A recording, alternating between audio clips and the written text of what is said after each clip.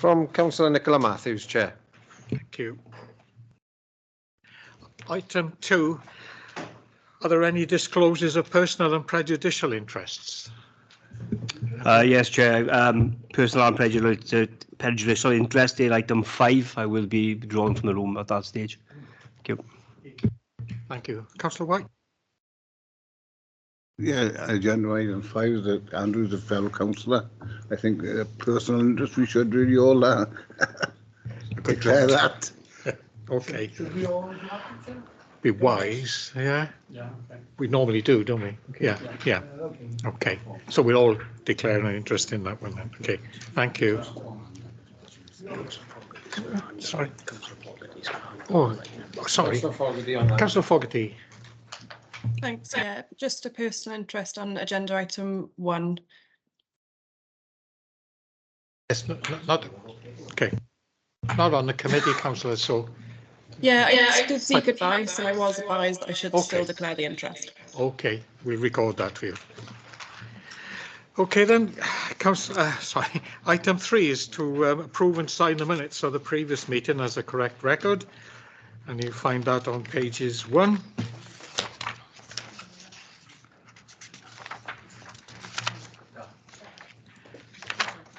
And 2. Will somebody move them as a true record, please? Thank you. Item 4, and any items for deferral or withdrawal? Not so far. No, Chair. No, thank you. So then we move on to item 5, is the determination of planning applications under the Town and Country Planning Act of 1990. And the first item on our agenda is on page 6, and that's at Chestnut Avenue. And David, that's yours. Thank you. Thank you, Chair. So, yeah, land north of Chestnut Avenue, West Cross, residential development, 56 units, 100% affordable housing. So members would have benefited from the site visit yesterday, which I think was hopeful of benefit to them. And before we start, just highlight the update sheet, which I think has been circulated, to highlight in additional late representations and a minor wording change to the recommendation. So, okay. So on the first slide, we have the red line. This is split in 2 parts. Obviously, we've got the main plot to the west, and then the triangular bit to the east of Mulberry Avenue. And then the blue line, obviously, is land within the control of the applicant or the landowner, which is obviously part of the wider common, which is common land. So we'll go through that issue in a minute. So as outlined in the report, the application was originally received in March 2020 and has been subject to significant negotiations during the course of the assessment. Site location, as they say, it's common land, part of the wider common land of Klein Common. It's outside and adjoining the defined LDP settlement boundary, which is to the north of Chestnut Avenue, and also, as I say, encompasses the land of Mulberry Avenue as well. And that's required for surface water attenuation, which we'll go on to in a minute. So as I say, wider Klein Common, the northern side of Mills Road lies within the Gower AONB. So the site is outside the AONB. The Gower AONB boundary is basically the northern side of Mills Road, which is obviously at the top of that plan there. So as I say, residential development, 56 residential dwellings, 36 houses, 10 apartments in 2-storey blocks and 10 bungalows. All proposed 100% affordable housing, social rented, to be managed by Coastal Housing Association. As I say, the land is designated common land, and as such requires a separate consent from Welsh Minoters, which will be a separate process under the Commons legislation. So obviously that involves deregistering this section of land and also offering exchange land for compensation for the loss of this land. And the suitability of that process obviously will be considered as part of the Commons consent, which, as we explained, is a separate process. But obviously, in the event of planning permission, that the development to go ahead will probably need both consents, or will need both consents, sorry. Okay, so So in the report, obviously, the detail, there's a long report, obviously, I apologise for that, but there's lots of issues to consider and the policy context. So obviously, we've outlined in detail the National Development Framework, Planning Policy Wales, and also the Swansea Local Plan issue. So as I say, it's open countryside. So in normal situations, this would be contrary to planning policy, but the application is being considered under policy H6 as the exception site for affordable housing. So it's joining the settlement and it needs to be 100% affordable to satisfy the criteria, and we'll go on to that criteria in a second. So as I say, it's a controversial application. Obviously, it's attracted quite a high level of public interest and objections from various people. It's all detailed in the report, together with objections from the Gower Society, Wildlife Trust, Bishopston Community Council, Swansea Ramblers,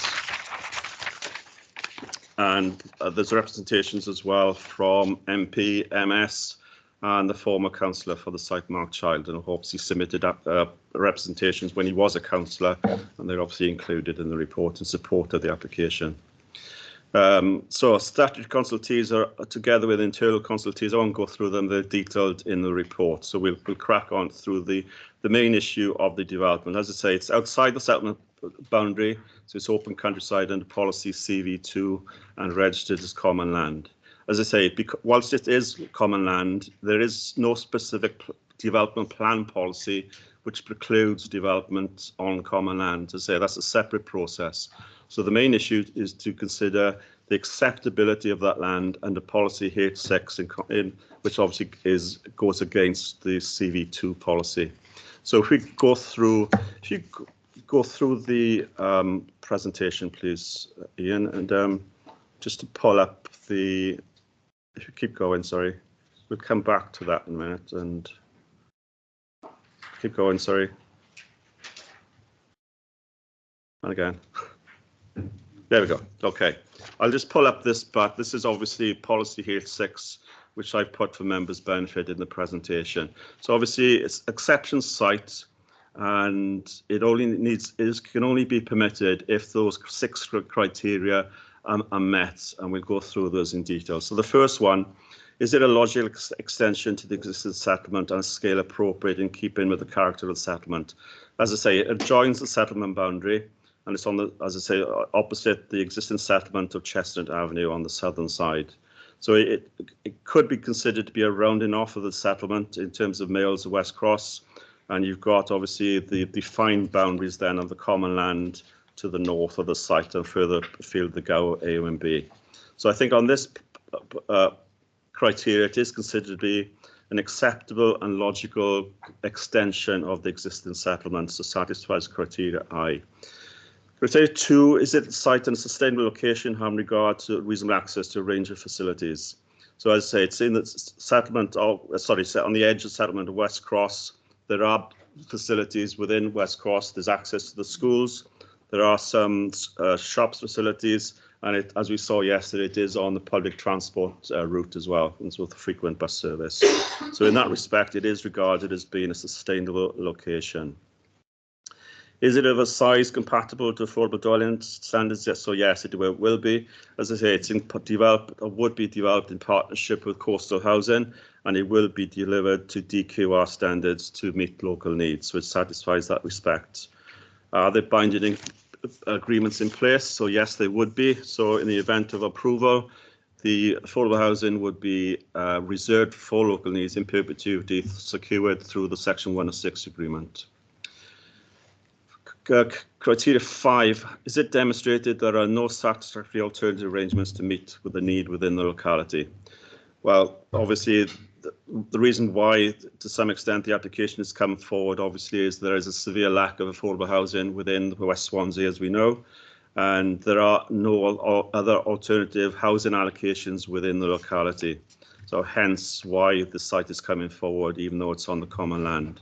So I think it will contribute to affordable housing, and in that respect will make a valuable contribution to the LDP requirements.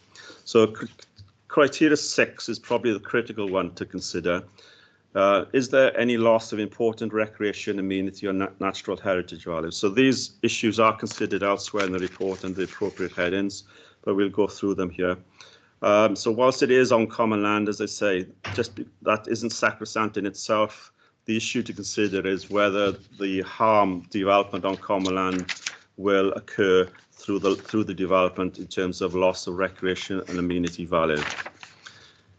So the current use of the site, obviously, in amenity, there are various public rights of way within the boundaries, and which give access to the wider common.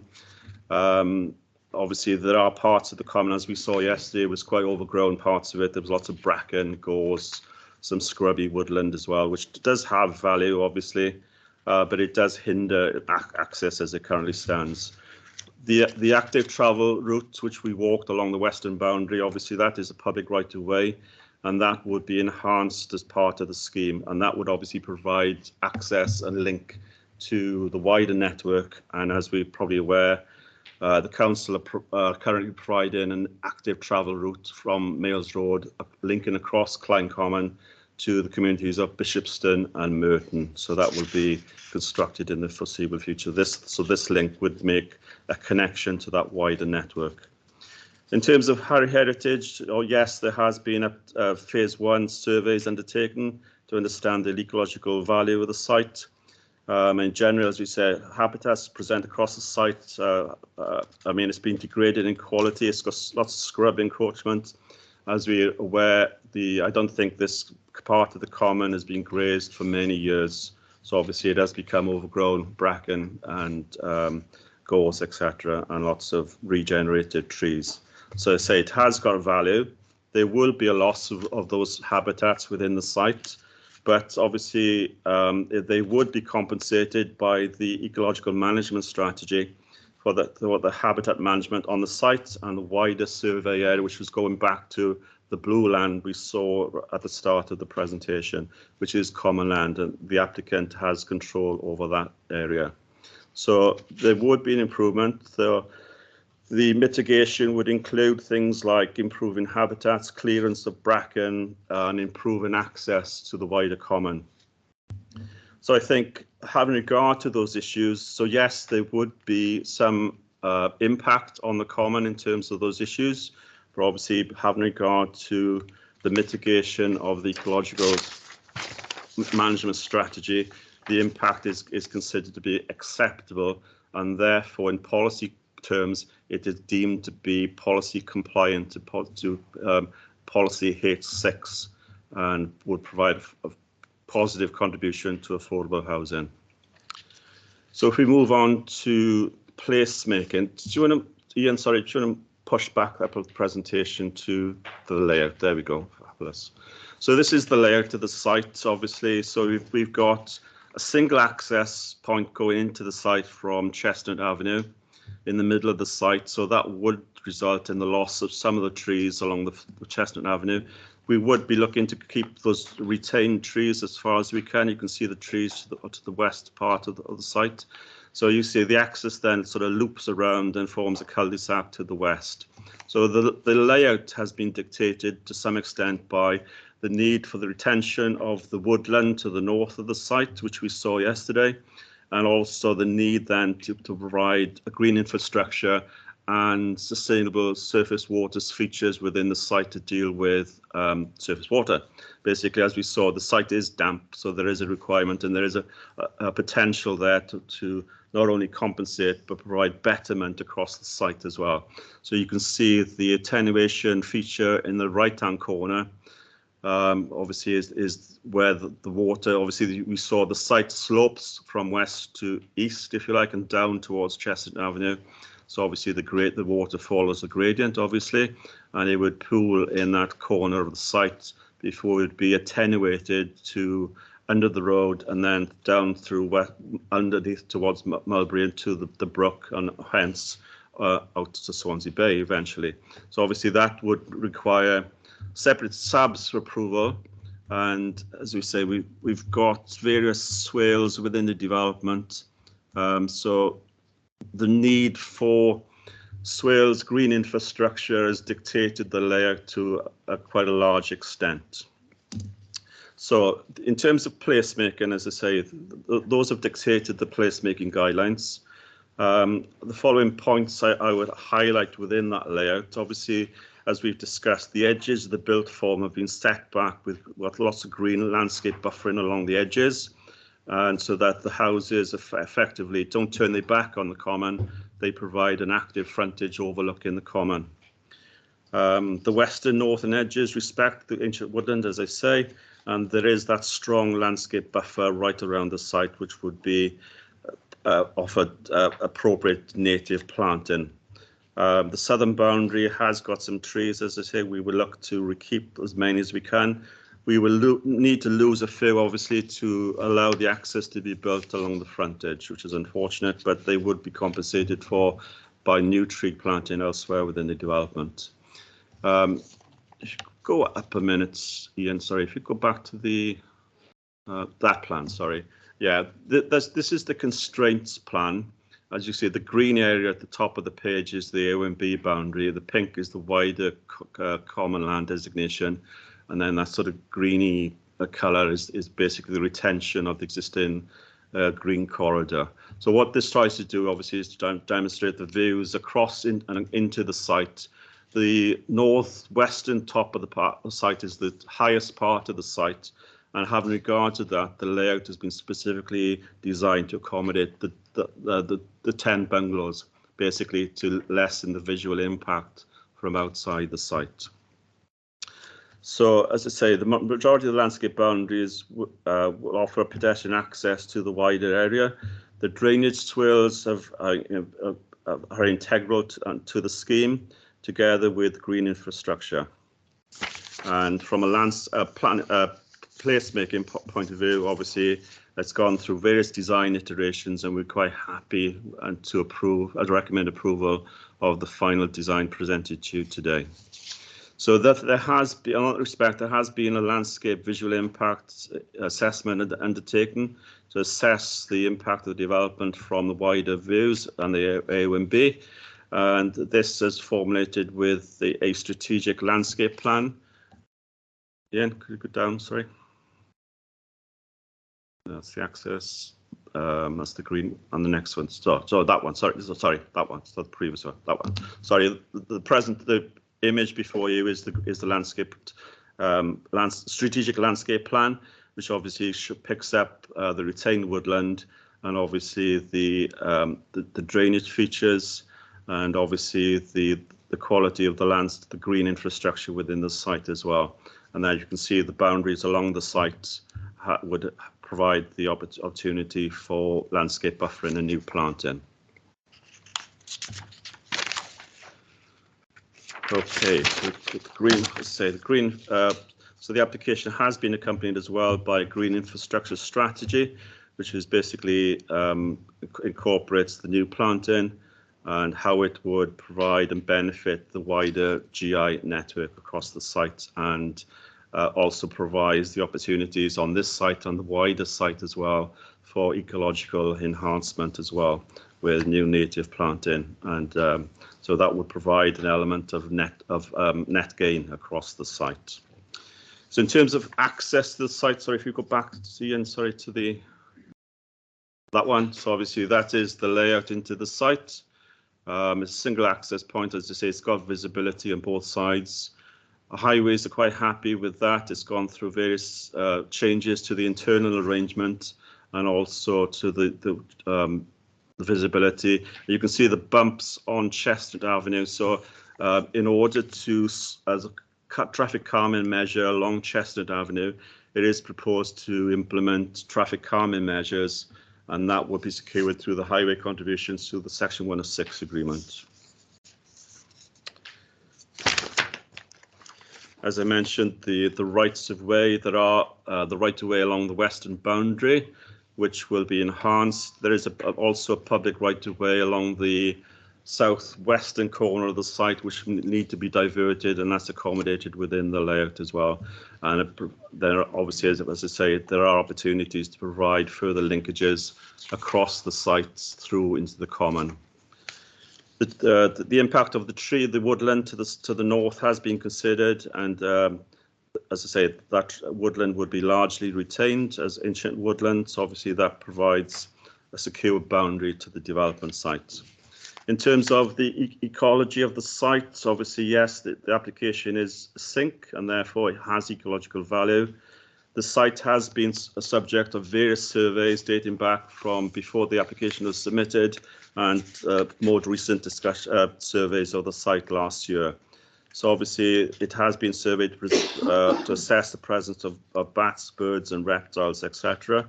So obviously in terms of habitat survey, there are the surveys indicated common reptile figures are quite low, these being common lizard and slowworm across the site. In terms of reptile mitigation, it is proposed to undertake vegetation clearance of the site in appropriate timed manner to obviously reduce impact on birds and bird nesting season. So the impact of bat activity is low. There are signs of badger activity across the site, but more as foraging rather than any sets.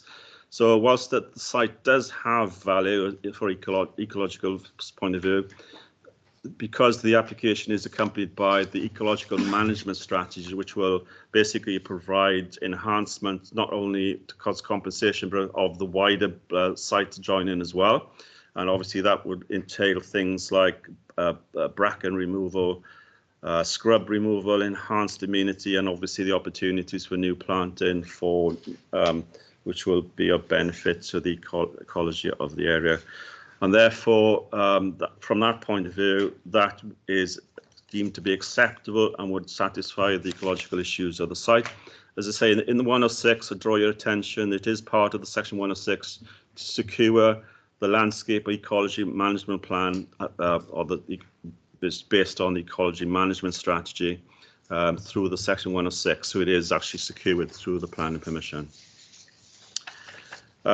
Drainage has been mentioned by many of the residents. It is a problem. I've been there yesterday was quite dry in comparison to other occasions I've been to the site. So the rain during storms does pour off the site unattenuated. So whilst the development itself will try to accommodate the drainage across the site, it will obviously have benefited by trying to regulate and attenuate the runoff as well. So overall, there should be a net benefit from the drainage strategy. There has been an issue identified with potential across the site. If we go back, Ian, right at the start, sorry, to the Google image. Sorry, further down. Sorry, that one. Sorry, yeah. I'm not sure if you can see across the site here. There are a couple of what look like man-made features across the site. It has been mentioned previously and investigated that the site may have been used as military training, First World War and even earlier potential. That has been investigated, but it's been deemed to be inconclusive. More likely, and as indicated by some of the residents, these may have been drainage ditches or possibly, as it was indicated yesterday, potential drovers lanes potentially across the common. But obviously, whilst they are of interest, they've got no designated heritage designation as such. And we have consulted with CADU and GGAT on these issues, and no objections are raised. Okay, so in conclusion, we've considered against comprehensive development plan policy. Whilst it is common land, as I say, this is a separate process and will be considered separately to this site. Policy H6 provides detailed criteria for consideration of 100% affordable housing exception site, and it's been demonstrated the site represents a logical extension to the existing settlement and is a scale appropriate and in keeping to the existing settlement and is in a sustainable location. The development provides 56 affordable housing units and will provide, which will provide a valuable contribution to the LDP target figure. It's also been demonstrated there are no satisfactory alternative arrangements to meet the need within the locality, and the impacts of the loss in terms of its recreation, amenity and natural heritage value have been addressed. The placemaking and green infrastructure requirements have been considered and obviously dictated the final development form, and that's led to the final key design principles to placemaking of the scheme. The development provides the opportunity for wider access to the common and therefore has some form of recreational benefits to the local residents. And it's also been demonstrated, obviously, that it doesn't have an impact on highway safety. If we scroll down, Ian, through the presentation, please. And keep going.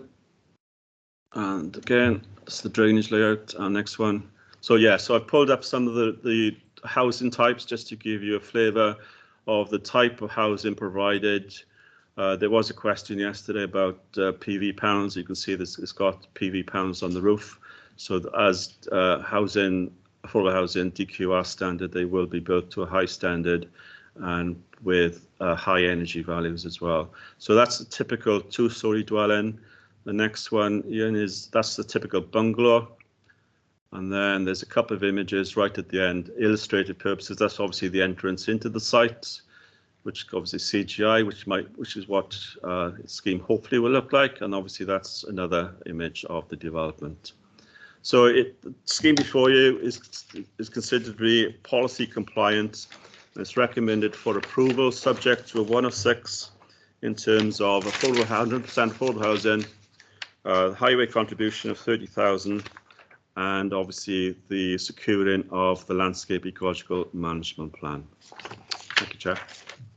Thank you very much, David. Okay, I got a number of speakers first. First on my list is Michael Crafer. Oh, there you are. Thank you. We've got 5 minutes to address the committee. Thank you. There you are. Can you hear me? Mr. Chairman, councillors, thank you for visiting the site yesterday and for this opportunity to speak on behalf of local residents and the Gower Society. You are faced with a momentous decision this afternoon, whether to protect and conserve irreplaceable heritage and habitat or follow a doomsday venture into climate and nature catastrophe on the promise of 100% affordable housing. You are being asked to balance LDP housing policy H6 against a biodiversity and climate emergency and many local and national policies to protect the environment.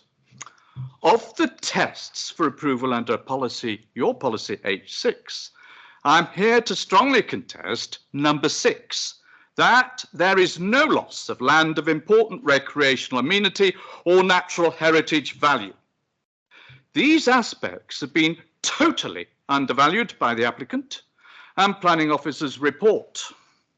The lack of detailed site surveys has not only failed to recognise the drainage problems of the site, but undervalues the true ecological heritage and recreational value of this irreplaceable common land. The planning officer's report briefly summarises local residents' letters of objection, but this appraisal pays them scant regard and simply cuts and pastes verbatim the applicant's claims about the poor quality of this land, complete with spelling errors, and therefore inevitably reaches the same conclusions. The common land here at West Cross may look abandoned, but that hides a hugely rich treasure trove of wildlife. A number of species are on the red and amber lists of concern. Its peaty soil and vegetation has developed since the last ice age and is impossible to recreate elsewhere. You cannot replace one bit of nature by another. The applicant's flowering lawn mix cannot stand in for the current precious glade of Bochard Asphodel. The species mix confirms the status of this habitat as endangered, a peat bog classified as Maya M15, a priority habitat for conservation, which can't be replaced by a smattering of native woodland planting. The actual development site is much wetter than the rest of the site, and the overlying deep peat and clay, whereas the peat over the wider area is much thinner and drier. The gradient is different, and the spring line emerges partway down the slope, and this combines to create very different types of habitats, which the proposed mitigation measures have failed to recognise. Commons have been part of the Gower landscape for centuries. The original limits of the commons are thought to be the oldest surviving boundaries in the peninsula. The remains of the Drovers Road you saw yesterday are part of this history, not picked up by the applicant, but remembered by older residents as places they used to play as children. This highly popular open space offers a breath of fresh air and a natural wonder for the residents of West Cross right on their doorstep. This peaceful wild space was a real community saviour during the lockdowns of the recent pandemic, when residents restored the network of paths which the applicants failed to access. Its gently sloping heathland is so different from the windswept flat common above, providing views across Swansea Bay and to the Mumbles, which the proposed mitigation measures fail to recognise. With its abundant wildlife and informal paths, it is a real local jewel for the community and should be rightly managed as a nature reserve. This may be a very attractive development proposal with a number of enticing features, but in this location it would cause significant loss of land of important recreational, amenity and natural heritage value, and therefore fails test 6 of policy H6. It would be an inexcusable loss of irreplaceable priority habitat, and it would really fly in the face of any council climate and nature credibility. And policy H6 would open a floodgate for development fringing existing housing on Gower's precious and historic commons.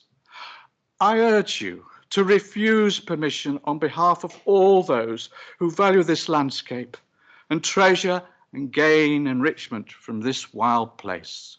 Thank you. Okay, thank you.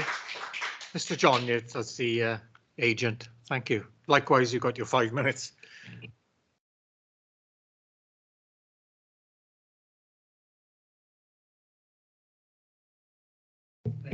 There you go. Thank you, members, and thank you for allowing me to speak to you today. Without repeating the content of the extensive report before you, mindful that's 90 pages or so, officers have carefully and closely assessed the comprehensively evidenced planning application and found that the principle of development is compliant with the policies of the LDP.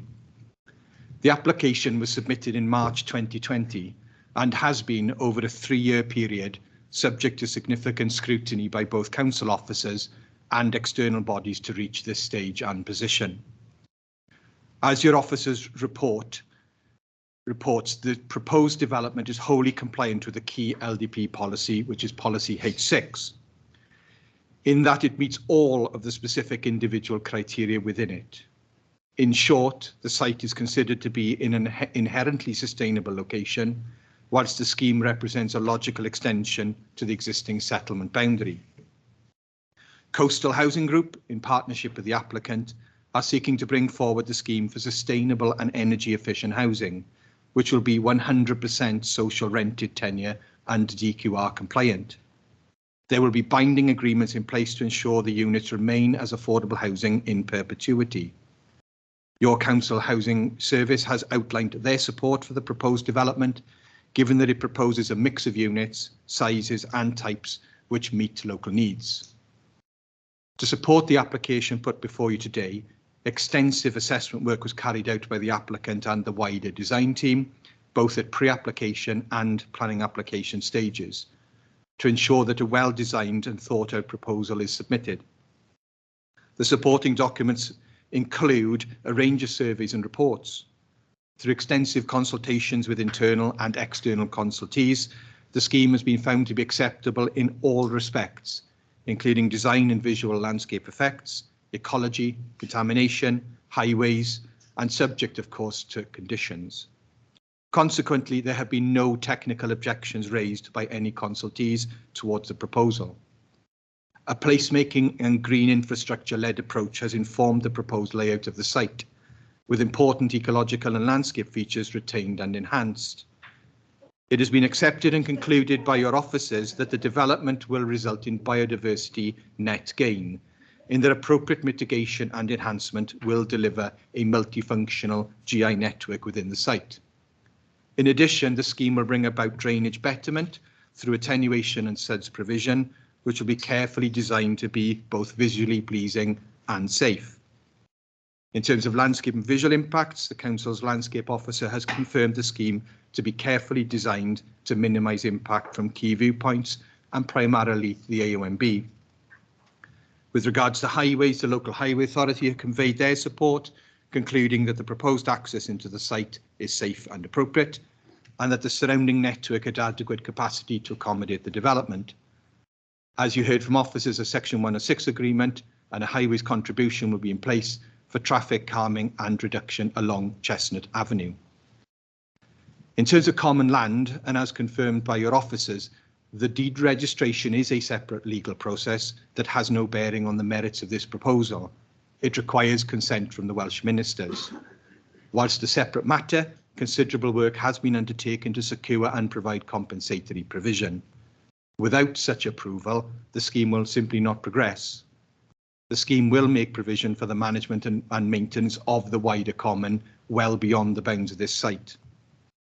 Whilst we note there have been a number of third-party objections to the scheme, and that's not uncommon, it is pertinent and useful to note that all statutory and specialist bodies and consultees have conveyed their support, and of course that the application is recommended for approval by your officers. So to conclude, and consistent with the comprehensive and detailed assessment and the conclusions drawn by officers, the development is considered to be wholly policy compliant, has placemaking, green infrastructure and design at its heart. The scheme will provide for critically needed affordable housing. I therefore respectfully urge you to approve the development in line with officers' recommendation. Thank you for your time. Thank you very much. And my next speaker then is Councillor Fogarty. Thank you, Chair. Firstly, I do apologise for not being there in person and not being at yesterday's site visit. I had booked to be away this week some time ago. This is an important decision for West Cross, and I have fully engaged with the debate around this proposal.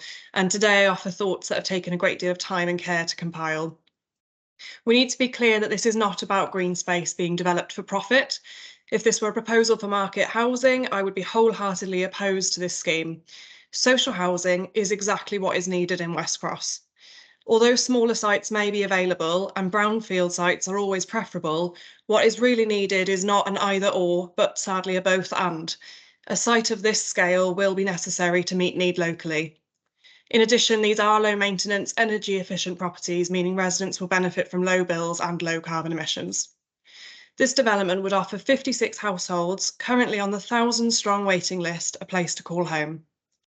In many ways, this is a very positive development, meeting the needs of both new and existing residents, including a mix of property types, good connections to public and active travel, a good deal of green infrastructure and elements to minimise visual impact from the AONB and also to blend into the existing fringes of West Cross.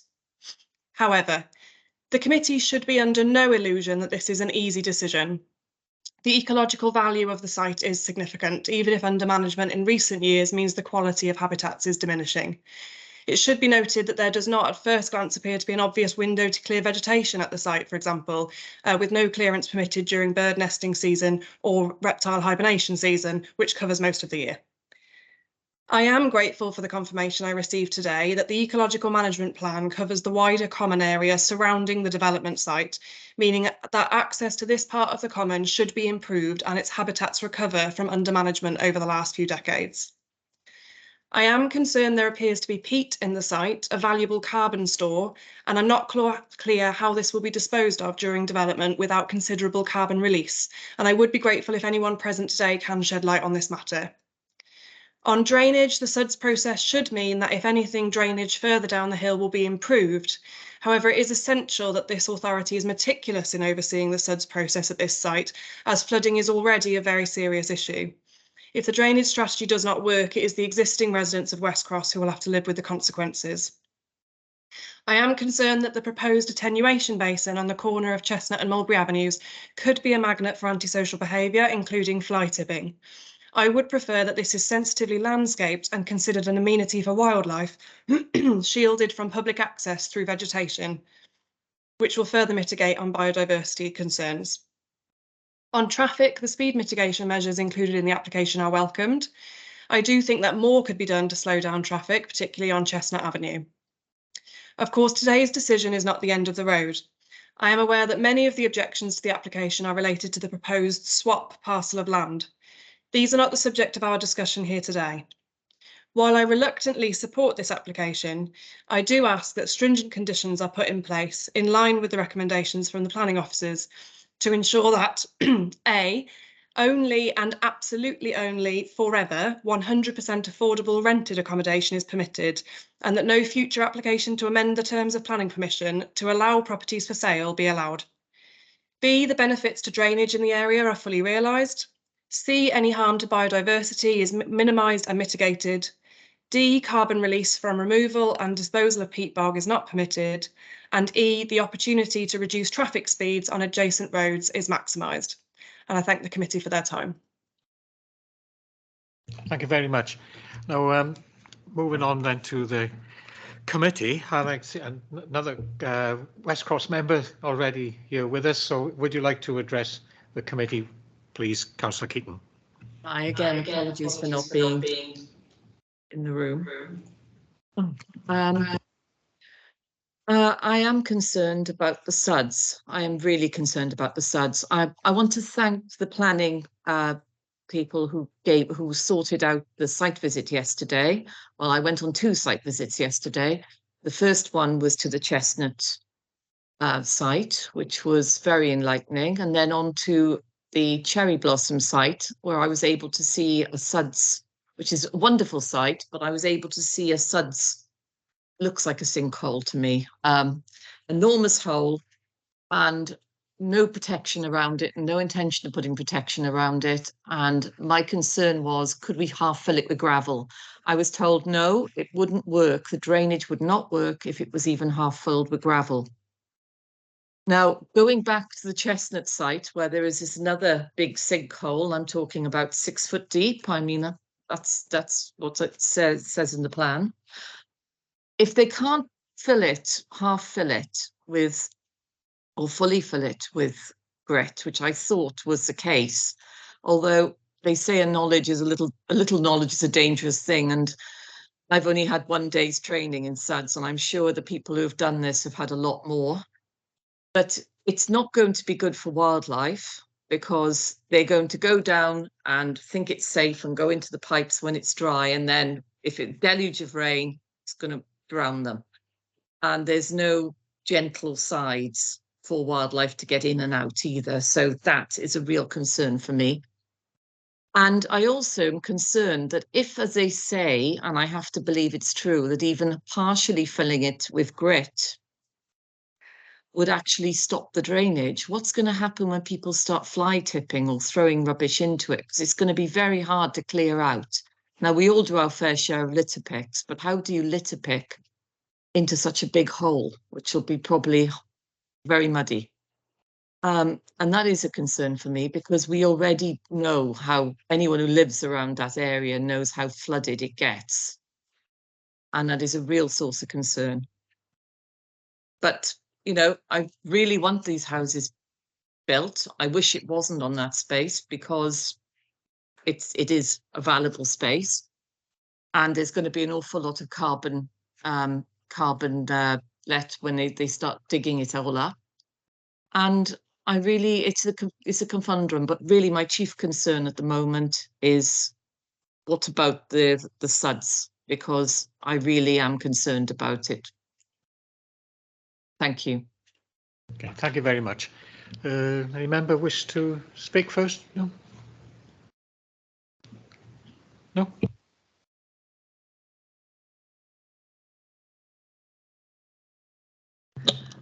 Thank you. I'm just thought somebody else was going to speak before me. Yes, I think going on the site visit yesterday was very enlightening. I do have major concerns about the attenuation ponds, which I've said on nearly every site that we get. I think they're extremely dangerous, and I can't understand why they're not fenced in, or, as Councillor Keaton has said, maybe filled in with gravel and planted up. They're not the best thing. I'm sure that's probably the cheapest and easiest way of doing it, but I'm really, really concerned about them. But I'm also very concerned about the wildlife that's there at the moment. They say, oh, they can relocate, but it's not. It's where they are used to. And why should we have to uproot all these animals and, as we said, with the carbon, with the peat, and move it somewhere else? We do need houses, yes, desperately. But the thing is, this site is not the site for it. There should be somewhere else. I haven't yet decided which way I'm going to vote, but I will say that I am deeply concerned about the natural environment, and I think we should have taken more regard over it. Thank you. Thank you. Councillor Downing. Yeah, I know it's just already been said, but I would like to echo as well that whether we agree with this plan yet or not this afternoon, nothing can be done until the exchange of land has been agreed by the Welsh Government. That's part one. And part two is development cannot start without SAB agreement, which is separate to planning. So just officers not different, right? So, you know, there's a long way to go to get other agreement besides planning. Onto the particular site, I went onto a few. I can't see any garage on the site. Is that right? There's no garages. I have another question then. Sorry, it's all driveways, hard standing. Yeah, I couldn't find a garage. Parking Okay, area, yeah. curtilage parking. Yeah. So that goes another big question. Okay, thanks. All right, thank you. Councillor Lewis. That one.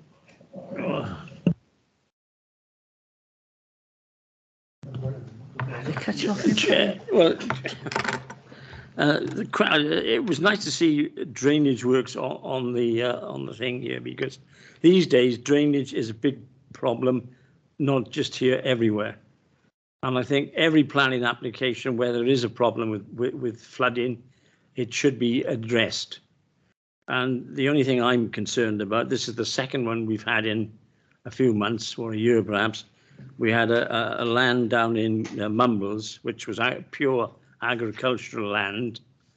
And to be honest with you, it was right smack in the middle of the cliff top views of Langland and Caswell.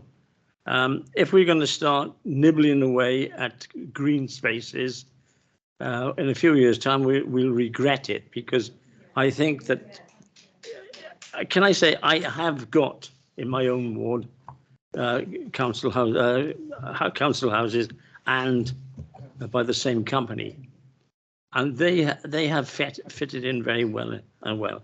But the problem here is, I'm amazed when I saw the plot where it's going. It is definitely a common. It's been a common for many, many centuries, and to lose that, I think, is better. You know, of course we knew. We've always needed houses for years. It's nothing new. The housing waiting list goes on and on and on, but it goes back over a very long time. And I think for this to be lost forever for houses, it is common land. And I certainly feel that if we keep on doing it, at the end of the day, we become a concrete jungle. And I think this is dreadful. Thank you, Chairman. Thank you. Okay, thank you. We got no other hands up to speak? No? Okay, just a few points raised there, please, David. Yeah, on some of the later ones first, yes, obviously on the commons consent, it is a separate process as outlined. So yes, obviously, unless they obtain a commons consent with the exchange land, even if planning permission has been granted, then obviously the development can't proceed.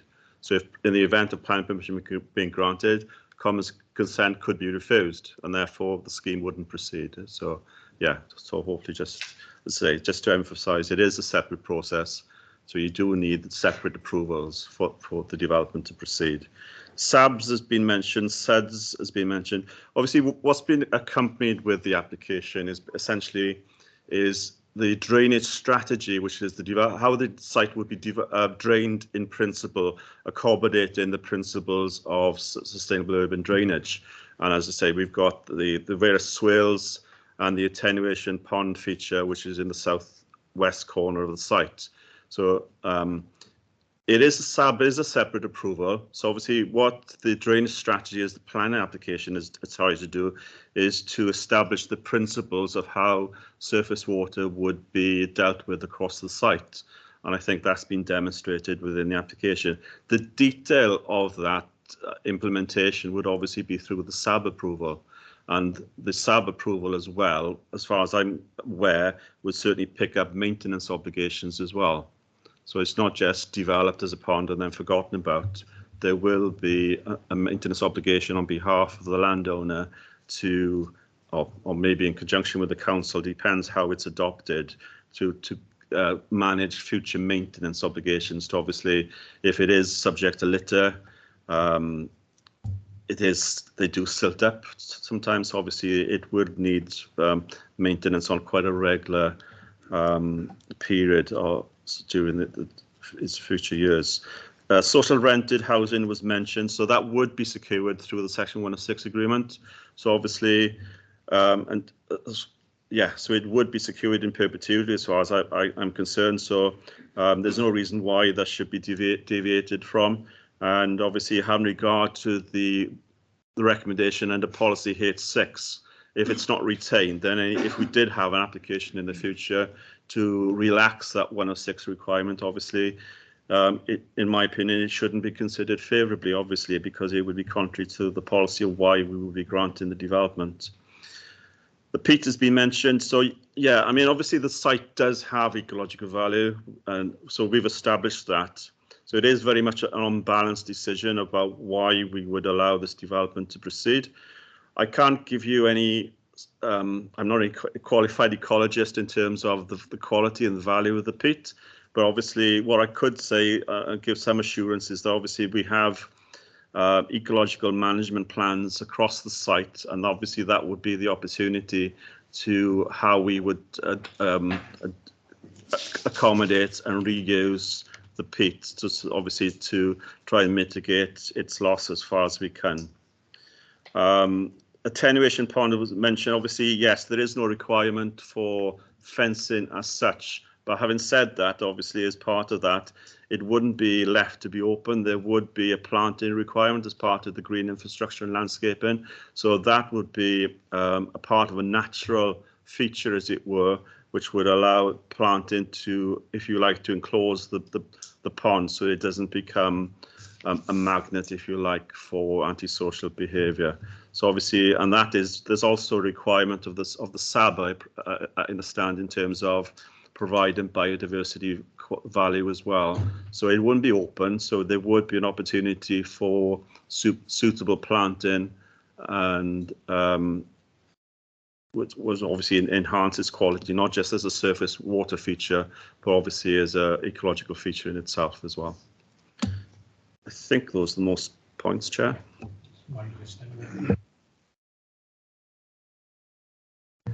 Okay, got no other hands up? No? Okay then, folks, the recommendation before us is that this is approved, subject to the 106 agreement. So we'll take a vote on that recommendation now then, please. Gareth. Yeah, Councillor Peter Black. Oppose. Against. Phil Downing. For. Alan Jeffrey. For. Mary Jones. Against. Sarah Keaton. Against. Mike Lewis. For. Richard Lewis. Against. Mike White. For. Andrew Williams. For. And Paul Lloyd. For. 7 for, 6 for, 4 against, Chair. That's carried. Thank you very much. Okay, thank you. All right, okay, yeah.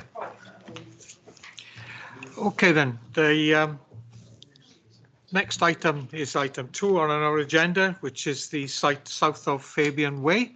You'll find that on page 94.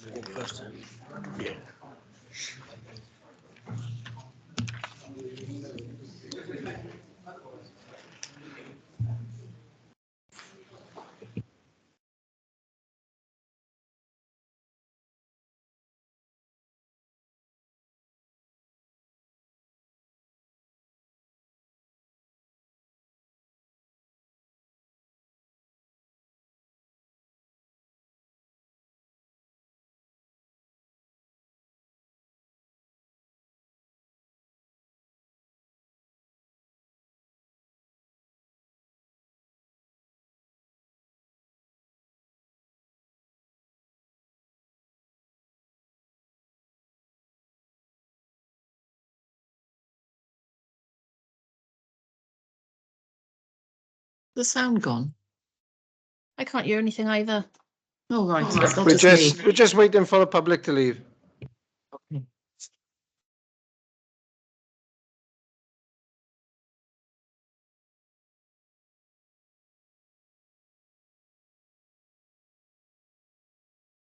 Okay, thank you then. Sorry, over to you, David. Yes, me again, so I'll give another presentation on plot D5B, item 2 on the agenda. So this is the site in SA1 on the southern side of Langland Road. Sorry, the site isn't demarcated, but it's basically the grey area to the west of the site, which is slightly different to the sort of greeny area of the remaining areas of the site. So, do you know to point out? It's that one. Yeah, yeah. Okay, so this is referred to as plot D5B under the SA1 Swansea Waterfront Master Plan.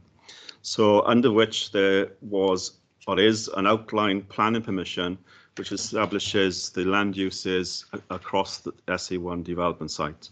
So the principle of development has already been granted. This is an allocated site for residential development. And therefore this application is a reserved matters application. So it's considered all matters for consideration and comprises 35 apartments and 8 townhouses submitted on behalf of POBO. So as I say, the principle of development is established. This plan is Google Images useful because obviously it gives the context of the site, but also indicates that the land to the immediate east of this site is the area to be developed as public open space, which will be developed by the council.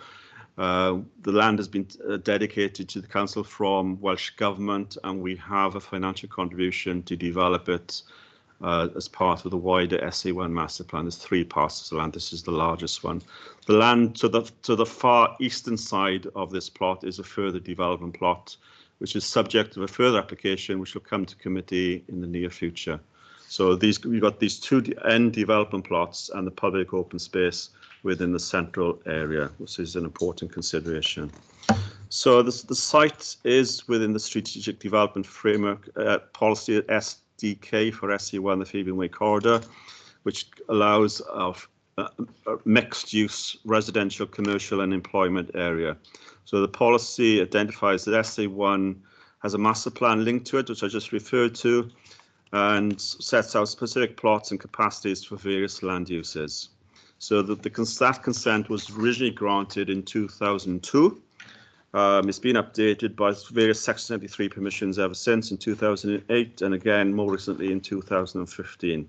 So this application is submitted on behalf of, basically on the back of those previous consents as a reserve matters. So if we scroll down, please, Ian. The first image is obviously a street view, and it shows from Langdon Road, obviously, and you can see the development in the background is the existing development block, which I think was developed by Coastal back in 2010. So that's D5A. So obviously that's the residential apartment block. So our development site is basically the site behind the red hoarding, effectively.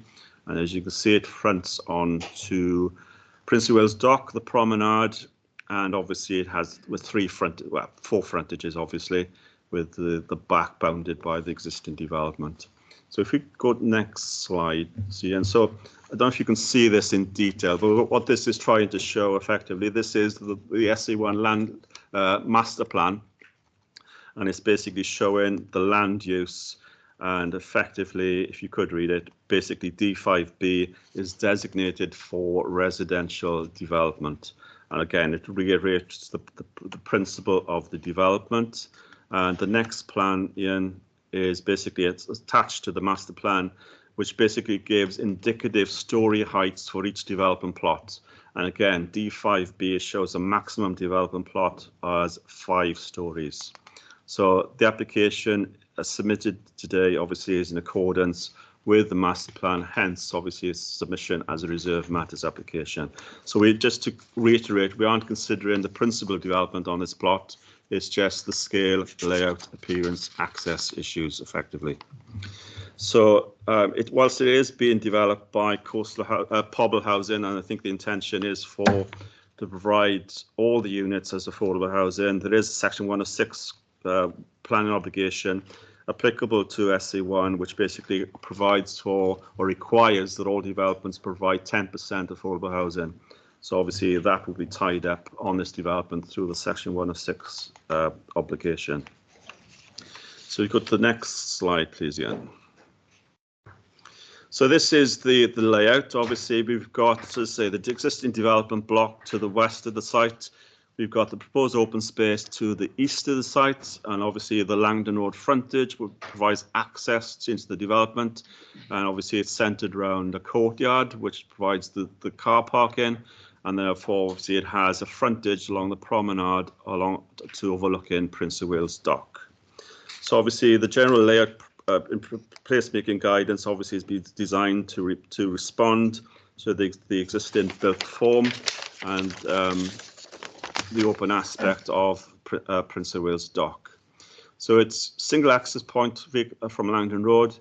As I said, 8 townhouses. So basically the townhouses are the blocks fronting Langdon Road and obviously Prince of Wales Dock, and then you've got the block basically overlooking the public open space, which is basically the 5-story element accommodating the 35 apartments.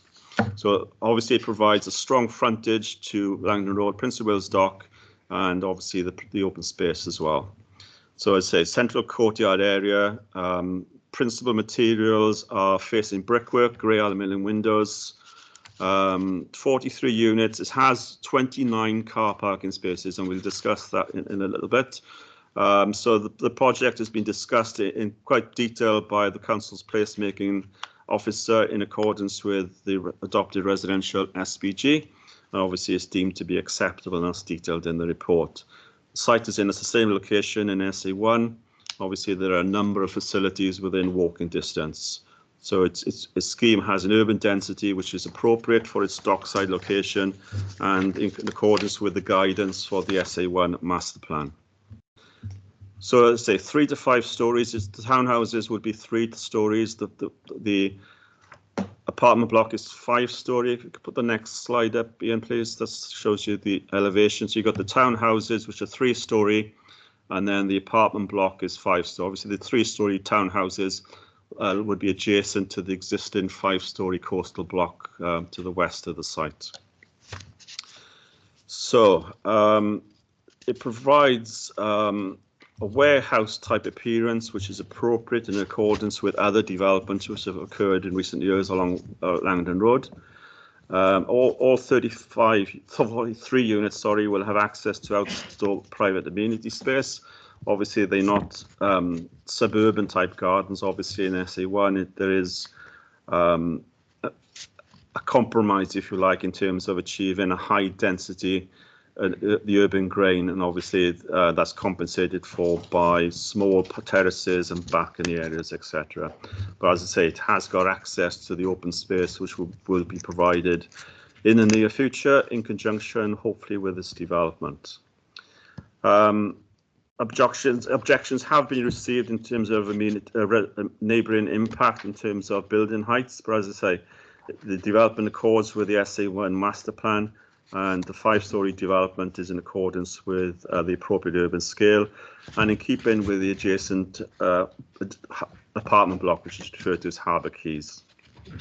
Therefore, it's not considered that there's any adverse impact on residential amenity. Obviously, it's got the central courtyard area, and obviously the existing eastern facade of Harbour Quays obviously has an open feature, so obviously it's been designed obviously so that isn't harmed in any way, so it's still retained. So if we can move on to the highways issues, I would bring your attention to the update sheet where we have late objections from, or further late objections from our highways colleagues, and obviously they're outlined in the report and obviously in the update sheet. And these are they've obviously been responded to as well by the applicant as in the update sheet as well, and they are detailed. So I won't pay too much attention to that at this stage. We'll discuss that in due course. With regards to the car parking, as I say, it's 43 units served by only 29 car parking spaces. So it's less than what you'd normally expect under the car parking guidelines. But obviously, I think there is justification for allowing a relaxation of the car parking spaces at this location.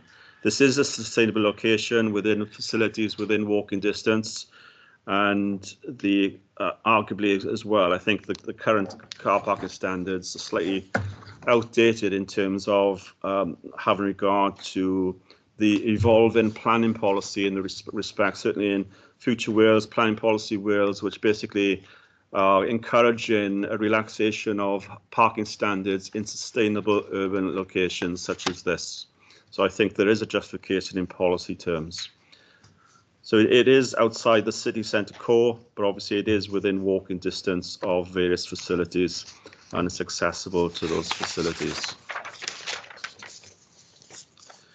I would also say that there are precedents for this type of parking ratio in SE1. The Harbour Quays development adjacent to the site was granted, as I say, in 2010. It's got 69 apartments, but only 52 car parking spaces. So I say there is that precedence within SE1 which justifies the parking. As I say, a further justification is the fact that car ownership amongst residents will be probably lower, having regard to the fact that it's being provided and managed by an RSL, and who will obviously provide a car parking management plan as part of any development. So obviously any parking spaces will only be allocated to the number of spaces provided, obviously. And hence, therefore, the reduced car parking provision is deemed to be acceptable in this location. The development accords with condition 8 of the outline permission, which refers to flood risk across the site. That refers to finished floor levels across the development having a minimum floor level of 7.5 metres AOD, which is in accordance with the existing TAN from 2004. The minimum per development of the townhouses fronting Prince of Wales Dock will be 7.5, and therefore will conform to this requirement. Obviously, as the development increases across the site, up onto Langdon Road, for example, the finished floor levels will be 9.985 metres, and therefore it accords with the planning condition under the outline scheme. Development, obviously, there is an opportunities for planting within the scheme and environmental ecological enhancement as well. Reference has been made in some of the objections to contamination across the site, but that has been previously identified and investigated as part of the wider SE1 development.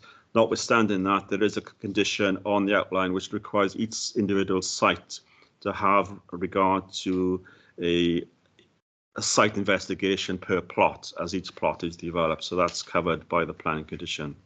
So in conclusion, the site is in the SE1 master plan. It's in accordance with the approved outline permission, which is designated for residential development and in terms of land use and scale of 5 stories, and the reserve matters is deemed to be appropriate in terms of scale and massing in terms of the wider master plan. If we scroll through the presentation here, there's a number of CGI images which give you a flavour of the development in its context. There we are. So that's the one obviously overlooking from an aerial shot, if you like, from Prince of Wales Dock, which obviously overlooks the development from the east. Obviously, that gives you an indicative image of the public open space to be provided as well as part of the scheme. If we flick through it, obviously that's taken from more or less on top of the development from towards the sort of west of the site, which obviously shows the relationship to the existing Harbour Quay development. You can see the sort of courtyard in the middle of the development with the 5-storey elements on the end, again overlooking the public open space. Next one, Ian. Again, obviously it's just taken from a different angle, same type of perspective, which you can show us the scale, appropriate scale in relation to the adjoining development. And next one, closer up, obviously shows the park context. Obviously there is a footpath as being provided as part of the scheme, which will be developed on council land. Obviously that's an enhancement to the park provision, and that's something which we've agreed upon. And the next one, that's obviously taken from Langdon Road as a street view image. Obviously you can see the 3-storey in relation to the existing block, the grey block, and the 5-storey element fronting Langdon Road. And the next one, again, that's taken from Langdon Road from a slightly different perspective. And the next one, again, that's taken from the promenade from Prince of Wales Dock.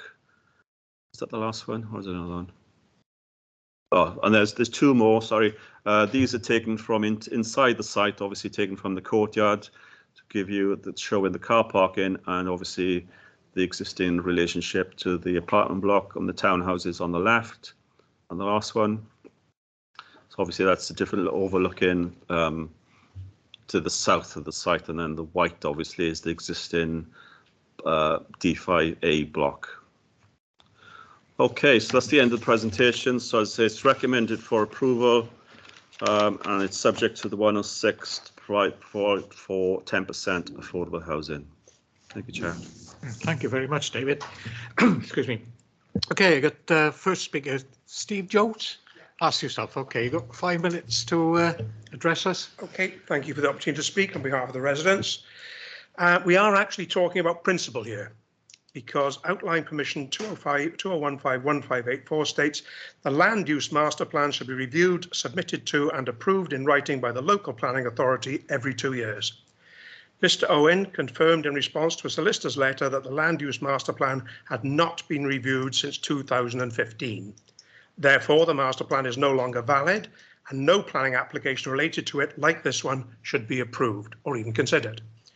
It seems likely that any planning approval issued in relation to the master plan since 2017 is now unsafe and potentially open to legal challenge. In fact, it's an opportunity for you. It presents a real opportunity for the council to create a new fit-for-purpose master plan for the area with full public consultation, which the residents would welcome. While that sinks in, Highways recommended refusal due in part to lack of parking, which is less than 50% of the CCS minimum requirement. The applicant used out-of-date 2011 census data out of context as justification. Welsh Government figures show household access to vehicles has increased greatly since then. Denying residents the ability to own a car severely restricts their ability to engage fully with employment, social and domestic commitments and opportunities, adversely affecting the economy. Welsh Government figures state 80% of journeys to work are by car in Wales. Car parking will be allocated through a management plan. Who decides and on what criteria who should have a car? Such a policy is discriminatory and risks serious conflict between residents and accusations of bias. Lack of residential parking is a huge issue locally, even where it meets the standard. And allowing applications of the further reduced provision will only make the situation worse. Citing Harbour Quay as a poor example, that's a much higher ratio of parking spaces than envisaged here, but parking is still insufficient, with cars parked on the access road and on Langdon Road. Any conversation with the residents would reveal what an issue lack of parking is for them. The author overrules highways and tries to justify reduced parking by stating that 2012 car parking standards may be regarded as outdated. It cannot be acceptable for a council employee to unilaterally rewrite or overrule policy in this way. That is a matter for debate by our elected representatives. Left unchallenged, it will set a dangerous precedent, irreparably damaging the democratic process. For this reason alone, the report and its recommendations should be rejected. He then states, it is unlikely that not all future residents will have need of a private car, which translated means it is likely that all will need a car. He may say this is an error, but how many other errors are there in this report? The report cannot be considered credible or a reliable basis to approve such a contentious application. The site design does not fit with the area. Apart from Harbour Quay, all residential developments fronting onto Langdon Road are townhouses. Harbour Quay is opposite commercial buildings, but this site will feature a 5-storey block effectively opposite existing townhouses on Langdon Road, overlooking their only outdoor space, undermining privacy and enjoyment of their homes, potentially breaching their human rights. 5 stories are cited as in line with the master plan, which I have now demonstrated is invalid. 3-storey townhouses only will be more in keeping and would allow the CCS parking standards to be met, so should be considered as an alternative. Objectors were not universally reconsulted on the amended proposal. Some received an email, others, including me, did not. No notice was placed on the site, as should or would be expected. The planning consultant's report or letter on the original proposal has been omitted from the report. Several material considerations in the objections have been admitted. I hope the committee has had the opportunity to properly examine these. Housing Department states that the 100% affordable housing scheme is significantly higher than the requirements for this housing zone. Therefore, there is no need has been demonstrated for a development of this scale. Contamination was mentioned. Welsh Government desk research indicates potential extreme levels of arsenic, lead, nickel and other toxins in the SA1 soils, many times WHO limits. With a high local population density, there is a strong case for pausing all developments until a thorough public analysis of the sites is completed and its findings analysed. If contaminants exist in the level suggested, remedial action, as suggested here, to allow building work is likely to be impossible without significant risk to public health. You're going to disturb it. You don't want to do that. Noise. The construction phase will include piling and generate significant noise, dust and traffic affecting residents' quality of life and enjoyment of their properties, potentially breaching the Human Rights Act again. During construction, health and safety of pedestrians using adjacent footpaths and users of the proposed park will also be an issue. The waterfront ward is already densely populated. There is no communal green space in the ward at all, either side of the river. A park has been promised between D5B and D9B, as shown on there, since 2018, but nothing has been delivered. There is a strong case for the entire undeveloped site, all 3 plots, to become a communal green space. You could consider that as part of your new master plan. Thank you for your time, and I'm happy to take any questions. Okay, thank you very much. I got Laura.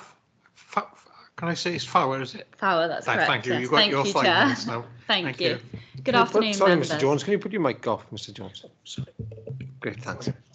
Thank you. Good afternoon, members. Thank you for the opportunity to address you today. My name is Laura Fowler, the agent on behalf of the applicant. This Reserved Matters application is of course recommended for approval. The report before you sets out a detailed officer's assessment, which has found the development to be compatible with the policies of the LDP. not least as the site is located on previously developed land within the SA1 development area, which benefits from outline planning permission for mixed-use development. The proposals are fully compliant with the terms and parameters of this outline permission and the associated approved master plan and design code. Moreover, the proposals are for a 100% affordable housing scheme, which will make a valuable contribution to the identified housing requirement within the plan period. Your Housing Enabling Officer has conveyed full support for the scheme accordingly. Extensive dialogue has been held with officers to arrive at the high-quality scheme before you. The density and layout of the proposed development has been carefully considered and responds to the site and its context within the SA1 development area. The design of the development protects neighbouring amenity as well as ensuring appropriate residential amenity for future occupiers. Each apartment and townhouse has private amenity space and access is provided to the adjacent public open space. The site relates well with its surroundings through its active frontages and architectural references to the industrial heritage of the area.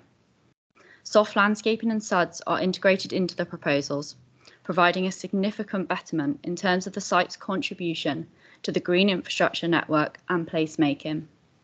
Indeed, your placemaking and heritage officer deems all aspects of the proposals acceptable and recommends approval in terms of placemaking accordingly. The recommendations of the Designing Out Crime Officer have been incorporated into the scheme, with a view to the development achieving the Secure by Design Gold Award. In addition, officers have commended the highly sustainable design of the proposals, which complies with Pobble's net zero carbon plan to address fuel poverty and carbon reduction. The scheme has also been presented to the expert and impartial Design Commission for Wales panel. The scheme was well received by the panel and the feedback provided has informed the design proposals. Whilst we note that there have been a number of third-party objections to the scheme, it is relevant to highlight that support has been received from statutory bodies, including Natural Resources Wales and Welsh Water. Other consultees, including the Fire and Rescue Authority and your Drainage and Commercial Waste and Recycling departments, have not raised an objection in principle to the proposals. In respect to highways, as conveyed by your officer today, the latest comments received after the application had been reported to committee have been responded to through a detailed written submission and evidence from the applicant, in addition to scheme amendments. It is considered that the issues raised by highways officers have been suitably addressed and do not warrant refusal when assessed in the planning balance. Furthermore, a number of the issues raised are considered to be matters of convenience and usability, as opposed to issues of highway safety, and offer planning judgment accordingly. To conclude, and consistent with your officer's comprehensive and detailed assessment and conclusions, the development is considered to be wholly policy compliant. I therefore respectfully urge you to approve the reserved matters accordingly, in line with the recommendation of officers. Thank you very much for your time. Thank you. Thank you very much. And I've got the local member with us now, Councillor Bennett. Could you to address the committee? Hello. Thank you, Chair. I remain really concerned about the parking situation that is proposed in this application. It's the planning officer for the council has raised Harbour Quay, and I think it's worth talking about the cumulative impact of the number of the applications that are already in place in the area. Not a single application that is currently in the planning system, or Harbour Quay, or Crown Plaza, or South Quay, or Altamar have enough parking associated with them. So we're getting to a place where a cumulative impact is going to be that we don't have the parking available in the area for residents. As Mr. Jones has already outlined, there is already a problem with parking in the area, and given that you raised Harbour Quay, then the amount of times I have spoken to residents of Harbour Quay who have concerns with poor parking, lack of parking, unable to get visits for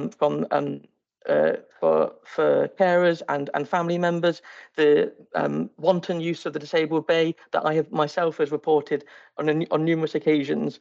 I think we're in danger with a dramatically much lower parking provision in this place, of exacerbating problems at Harbour Quay, but also creating issues within the development that is proposed here today. I wanted to pick out a few points on there. In pages 102 and 107, we're highlighting the fact that sustainability of the development is a reason that we should be approving it. But it's questioned as to whether or not the cycle availability there is good enough, and whether that would actually discourage sustainable transport and therefore lead to people needing cars and wanting to use cars rather than bikes. It also concerns about access for pedestrians as well. That all exists within the report. And I mean, I certainly read the report and found questions being raised by placemaking as well about the cramped nature of the bike store. So if we're going down the route of a sustainable development, we absolutely need to make sure that it can be used in a sustainable way. Elsewhere in the report, you'll also find comments about the lack of parking leading to inconsiderate parking.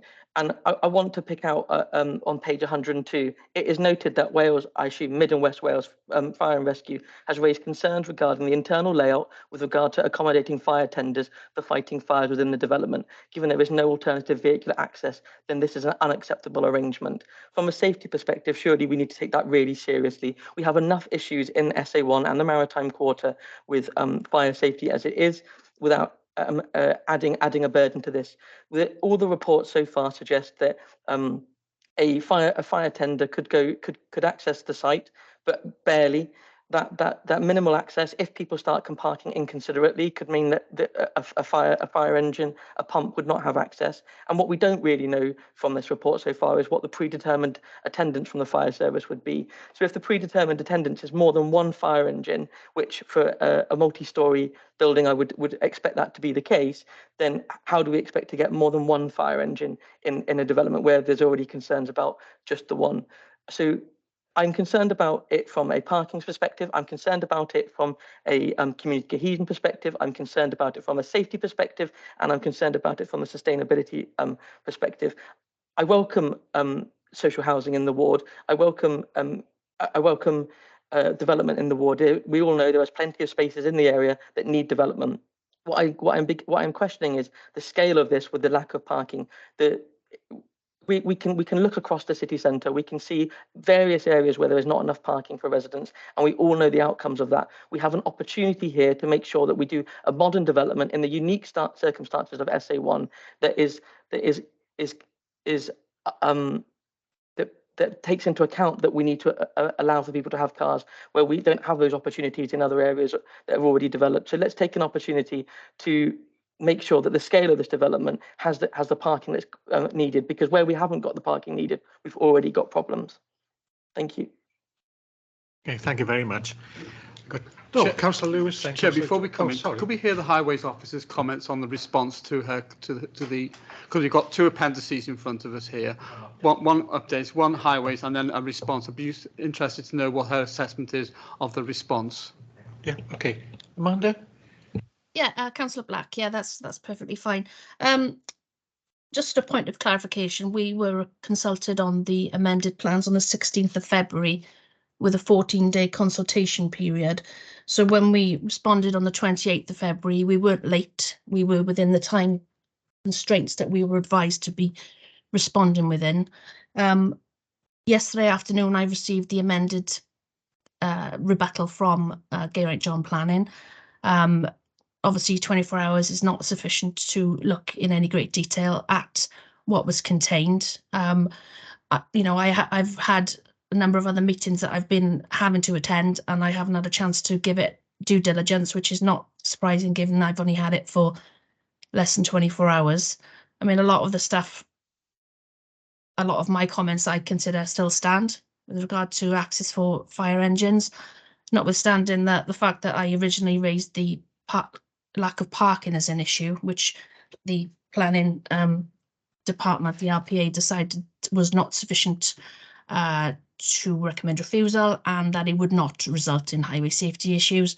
But there were a number of other issues that I've raised. They have provided an additional longitudinal section through the ramp, showing a transition at the top and the bottom, which was one of the things that I raised. But you've still got the issue of the pedestrian link being outside of the gradients as set out in the Qualities Act or Disability Discrimination Act. So yeah, I mean, I'm not certainly in a position where I can say yes, everything's fine. I'm holding my hand up. I haven't had time due to the very, very short timescales that are involved here, less than 24 hours. Haven't had time to give it the 14 days consultation period that we would normally have had. So I can't really add anything more over and above. I stand by what I said. Obviously, the agents and the planners have got a different viewpoint. It's down to the committee to make up their own minds as to which way they think they would like to sit on, whether they think it's an appropriate development or whether it's not. Thank you. I got a number of speakers first. I got Councillor Black, Councillor Jones. Sorry, Councillor Lewis, Councillor Jones, and then we move up to the centre too. Councillor Lewis, I beg your pardon.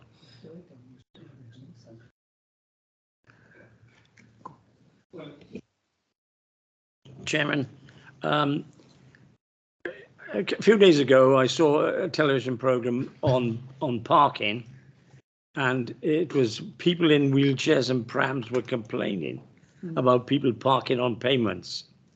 Now, if you go through Swansea, a large proportion of people do park on pavements.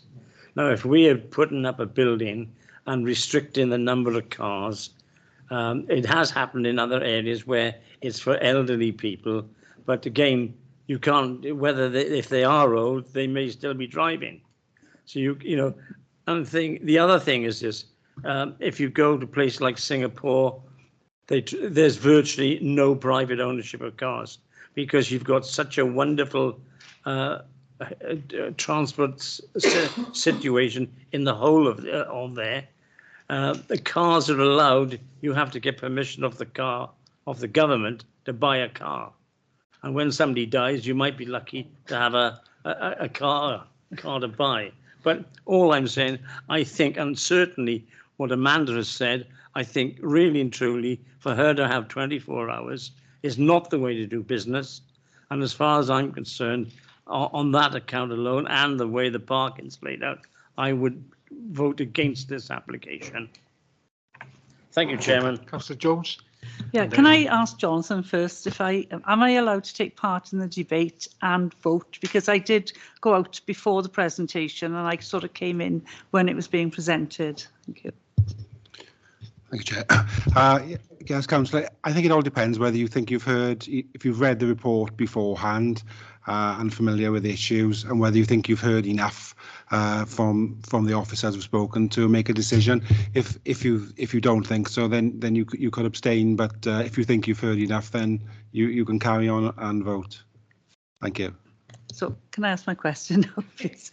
Right.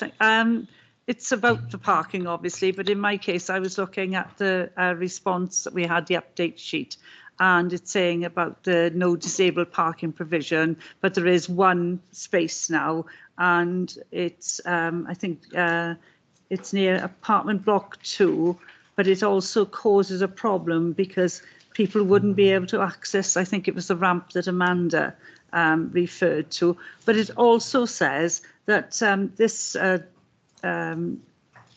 application doesn't have any space for anybody that has a wheelchair. We seem to be discriminating against people with disabilities. I mean, I thought all new residences would have some form of apartments or houses that were fully compatible with the Disability Act, and this flies in the face of the Disability Act. People have blue badges because they have a disability. They need to open the door fully, not squeeze out, and the parking spaces in some of these are very, very close together and have to squeeze out or have the car out in front and then get out, or help from the driver. I'm sorry, I've been in the position that I have had to use a disabled space. And the comments in here just make us feel as if we're second-class citizens. I also agree totally with Councillor Bennett that it is wrong that there isn't enough parking, and also I did find the whole thing very cramped. And the pictures looked wonderful, but I don't think they were as wonderful on the ground as the pictures will include. And I think the planning officer made reference to we're hoping that the green space will be forthcoming. Well, that's not very hopeful. I think it should be a condition that the green space is forthcoming, because I think I think it was Mr. Jones, I should remember my own name, said about that it's been waiting since 2015. So if we're waiting since 2015 and we're 2023, I think if these apartments do go ahead, or this development, then the park should definitely be part of the application. But I'm sorry, I really feel that it's a very cramped, very ill thought out thing. And I think actually you are discriminating against disabled people. Thank you. Councillor Downing. Yeah, thank you, Chair. Well, I was very surprised to hear the comments from the highways officer saying about the time to respond. So, and again, I was surprised that it didn't come up on the deferral side of it for the officer to have full time to respond. So I'm going to test the meeting, and I'll move that we defer this and then get the full report from the highways, and maybe talk to planning about the future of Wales 2040 and get and work together on it.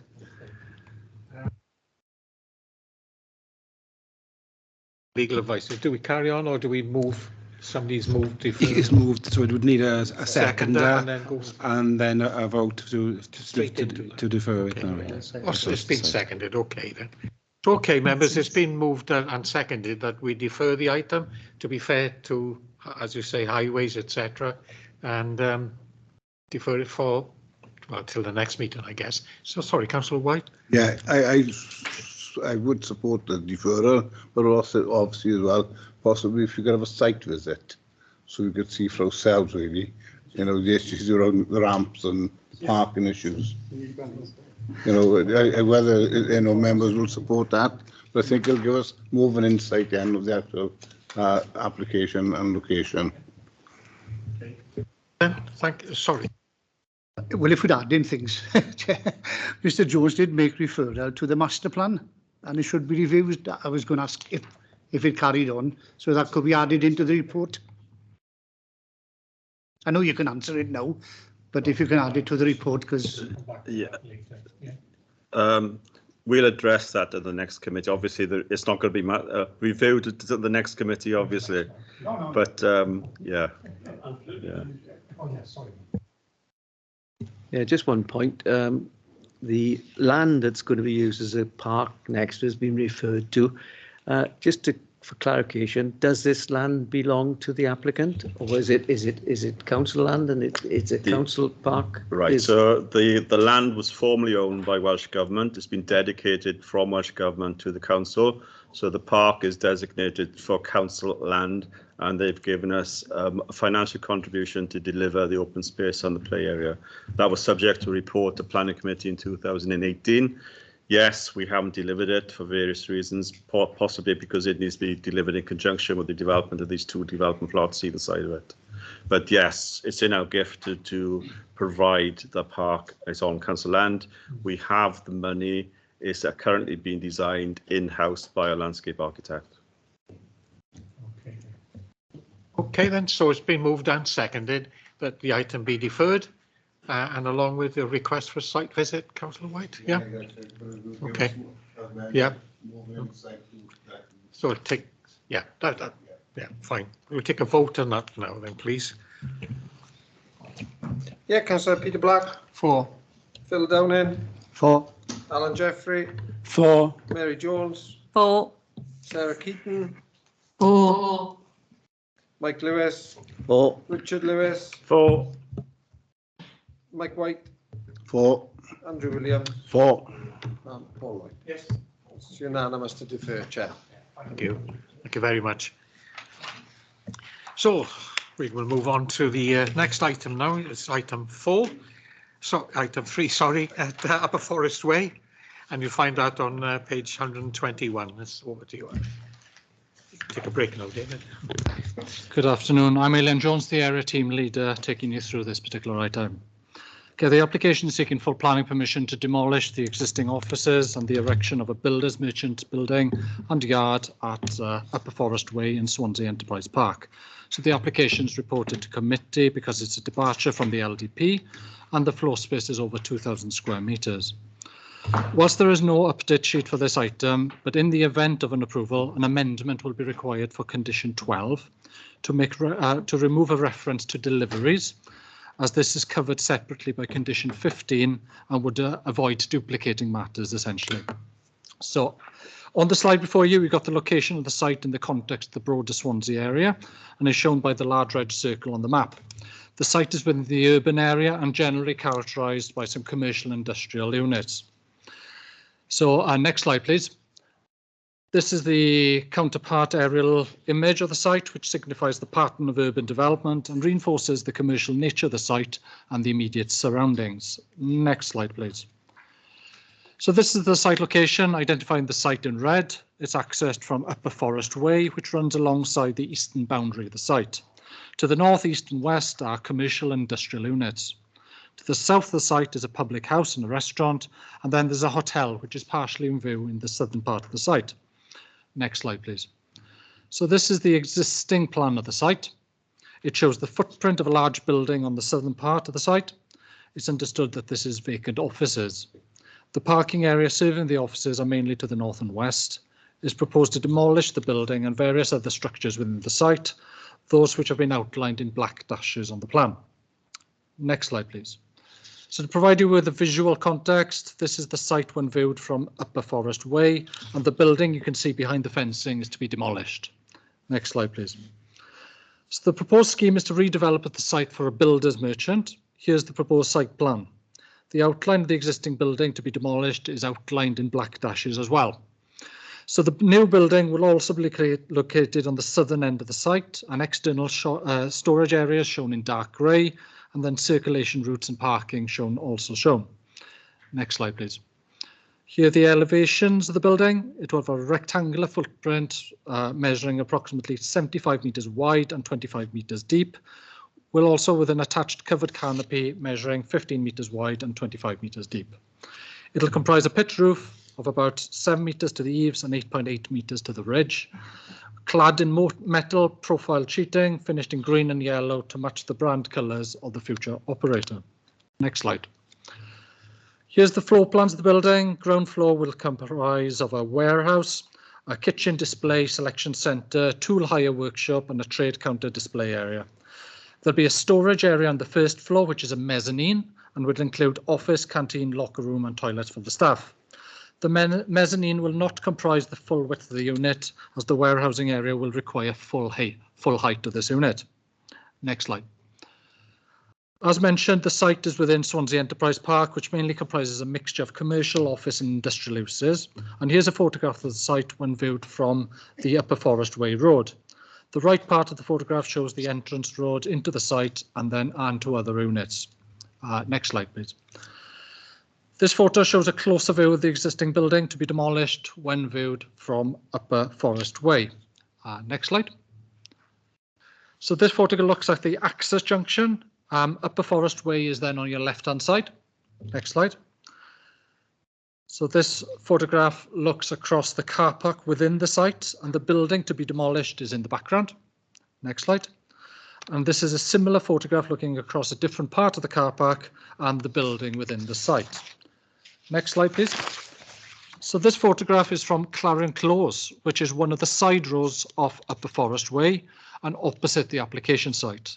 The application site is actually on the right-hand side, and then on the left you can see the pitched roof public house on the restaurant, and then further to the left again is the hotel in the background. Next slide, please. So the final photograph is taken from the car park of the adjacent hotel. Oh, sorry. This is taken from Upper Forest Way, looking at the public house restaurant, which is adjacent to the southern boundary of the site, and the application site is actually behind that again. Next slide, please. So the final photograph is taken from the car park of the adjacent hotel. The hotel is on the right and the public house restaurant is in the centre. And then the application site is behind the pub and the fencing that you can see on the left-hand side. So next slide, please. So the main issues for consideration of this application relates to the principle of the development, flooding and drainage, ecology, impact upon residential and general amenity and highway issues. So these, amongst other matters, have been carefully considered in the report before you today. So the proposal will result in a loss of an office building, which will make way for a builder's merchant. The offices is a B-use and afforded some protection by policy RC11 of the LDP. But the office has been vacant since 2015, and in 2019, the site obtained planning permission to redevelop as a car sales showroom. Although not yet implemented, this car sales showroom is still, the permission is still extant. At that time, sufficient evidence was submitted to demonstrate that the loss of the office use was acceptable. Since then, further marketing of the site has been undertaken, and there's been very little interest in the site for either offices or car sales. As such, the report concludes that there is sufficient evidence again to accept the loss of the EB use and the redevelopment for other purposes. The builder's merchant is considered to be an acceptable use in principle in this location, especially given the mixed-use nature of the Swansea Enterprise Park. In visual and design terms, the current site lacks any significant design merit and contains a vacant and dated office building, and there's a clear commercial industrial context to the site. The proposed building and its surroundings would not generate any overriding visual amenity concerns. The site is within Zone C1 flood risk area, which is essentially an area of floodplain which are developed, but served by significant infrastructure, including flood defences. Development can take place in this area, but subject to the application of a justification test, including the acceptability of consequences. The proposed development is considered to form a key employment area and would create up to 30 jobs. The site also meets the definition of previously developed land. And in flooding terms, the office use is due to be a low vulnerable use, and the proposed builder's merchant is also classed to be a low vulnerable use. A flood consequences assessment has been submitted, and NRW, who are the Council's technical advisors on flooding, have been consulted. And whilst they identify deficiencies in the flood assessment and meeting the requirements of TAN 15, they have not objected to the proposal. In this regard, they acknowledge the low vulnerable use of the proposal, that the overall footprint of the building is not significantly different to the existing building, and that mitigation measures will be provided, including setting the finished floor level of the building at a certain height, and the availability of occupiers to sign to a flood warning system and to create a flood management plan. But since TAN 15 is closely linked to our LDP policies, the proposal is deemed to be a technical departure of the LDP, hence one of the reasons why it's before you. However, this technical breach needs to be considered in your planning balance. It's important to note that the development would not increase flooding elsewhere, and there are economic benefits to the particular proposal which are considered to have significant weight. This approach would be consistent with other applications considered in the Enterprise Park, and the report references a decision made by the Planning Committee last year which presented a similar flooding situation as that before you today. As such, it's concluded on balance that the potential consequences of flooding in this particular instance to be acceptable. Separate SAB approval will be required with surface water drainage, and a condition has been recommended to deal with foul drainage. Whilst the site is not within close proximity to residential properties, there is a hotel nearby. This hotel is already in a busy commercial and industrial context and is separated by the public house and restaurant. Notwithstanding this, we have a noise survey, and subject to conditions to control opening, trading and delivering times, the proposal would not generate any unreasonable harms to guests at the hotel, and the Environmental Health Department is satisfied with this approach. A bat survey has been submitted which have identified bats present at the site, but a protected species licence will be required separately from NRW. Subject to this and mitigation and enhancement measures, there are no objections from NRW or the Council's ecologists. The site is vacant offices with extant permission for car sales. The Highway Authority have carefully considered the application and offer no objections subject to conditions. The site is in a coal mining high-risk area, and a risk assessment's been submitted, but the Coal Authority have no objections to the proposal. The pollution control section have recommended a condition to deal with any unforeseen contamination. So to conclude, the report before you today have carefully considered the planning merits of the scheme, and despite the technical departure arising from the potential flooding issues, there have been no overriding objection by NRW, who are the Council's technical advisors on this matter. The potential consequences of flooding is on balance acceptable and would be consistent with other approach taken with similar planning applications in the Enterprise Park. It would represent an acceptable form of development with weight afforded to economic development and benefits of the scheme. It would not have a detrimental impact on visual amenity, residential and general amenity, ecology, land stability, trees and drainage. The recommendation is therefore to approve the development subject to conditions, including that amendment as I referred to condition 12, removing the reference to deliveries. Thank you, Chair. Thank you very much. Thank you. Councillor Jones. Yes, a question, please. It's on page 161 and it's number 2 and in big bold letters, warning, and European protected species licence is required for this development.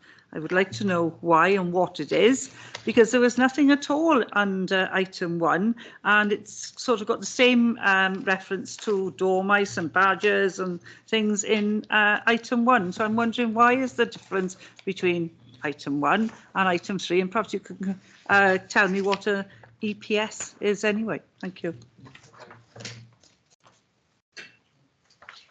Please, sorry. Okay to come back, Chair? Okay, thank you. In the report, we've split it into different sections in terms of different material planning considerations. And there is a section for ecology and trees where the case officers assessed the application in context to the information that we've received and any comments that we've received from consultees, such as the Council's ecologist and Natural Resources Wales. An EPS licence is actually an European Protected Species licence. So essentially, it's a way of safeguarding any protected species on the site. A protected species survey has been submitted, which has assessed the matters raised at the site, and has been identified that there is one common pipistrelle bat that's in the current offices building. Now then, because a bat is protected, you require a licence then to be able to deal with that particular matter. That is a separate consenting process dealt by Natural Resources Wales, but it's fair and reasonable as part of the planning process that it's flagged up that that is required at the planning stage, because it could have an implication of how we assess the application. In this particular case, there are no reason why the application can't proceed, subject to a separate licence being obtained and mitigation measures that can be secured through the planning process. So I still can't understand. We had a lot of ecological information on item 1 about the West Cross site, and I don't know about bats, but it does actually, I think, refer to it in the report. And yet it's here in item 3. It seems it's not. We're not coming off the same level playing field. We're protecting animals on one item and not on others. But with this EPS, that's what I meant. Yeah, thanks. Yeah, just to clarify, there's certain species in the legislation where you have to have these licenses before you do the works. So in the case of this application, a license is needed. In the case of the other one, whilst there were species on site, the license wasn't needed to develop that site. So it will vary site on site and depending on what species are on each site as to when you need a license. But essentially, they'll have to get that license before, if planning permission is granted, before they can do any work. Okay. Thank you. Councillor White? Yes, thank you. Yeah, in relation to the condition 12, I can't see nothing with in regards to, because of big articulated lorries probably making deliveries there. Has there been any requests made regarding any improvements to the road infrastructure? Plus, considering the size of the vehicles that we going into this builder's yard, have I just made any consideration to that in regards to that? I don't know whether Amanda is able to answer that. Hi, Councillor White. Yes, we had a transport assessment submitted in support of this application, and it contains swept paths showing that the required vehicles can enter and exit within the site, and there are no alterations required to any of the highway infrastructure, bearing in mind that it had a previous industrial use and it will continue to have an industrial use. Okay, thanks, Amanda. It's okay. Thank you, Chair. Okay, thank you. No other hands up to speak? No? Okay, then, well, as I say, well, the recommendation is there to approve. And so we'll take the vote on that now then, please, Gareth. Oh, Councillor Lewis. Oh, sorry. All right, just trying to speed things up. Right. Councillor Peter Black. For. Phil Downing. For. Alan Jeffrey. For. Mary Jones. For. Sarah Keaton. For. Mike Lewis. For. Richard Lewis. For. Mike White. For. Andrew Williams. For. Paul Lloyd. For. Unanimous. Chair, 10-4. Unanimous, thank you very much. And then we now move on to item 4, which is Cymru de Cairo Quarry. And, what? What's the matter? Did you say this was the which is the old one? This previous one. That's the offices there.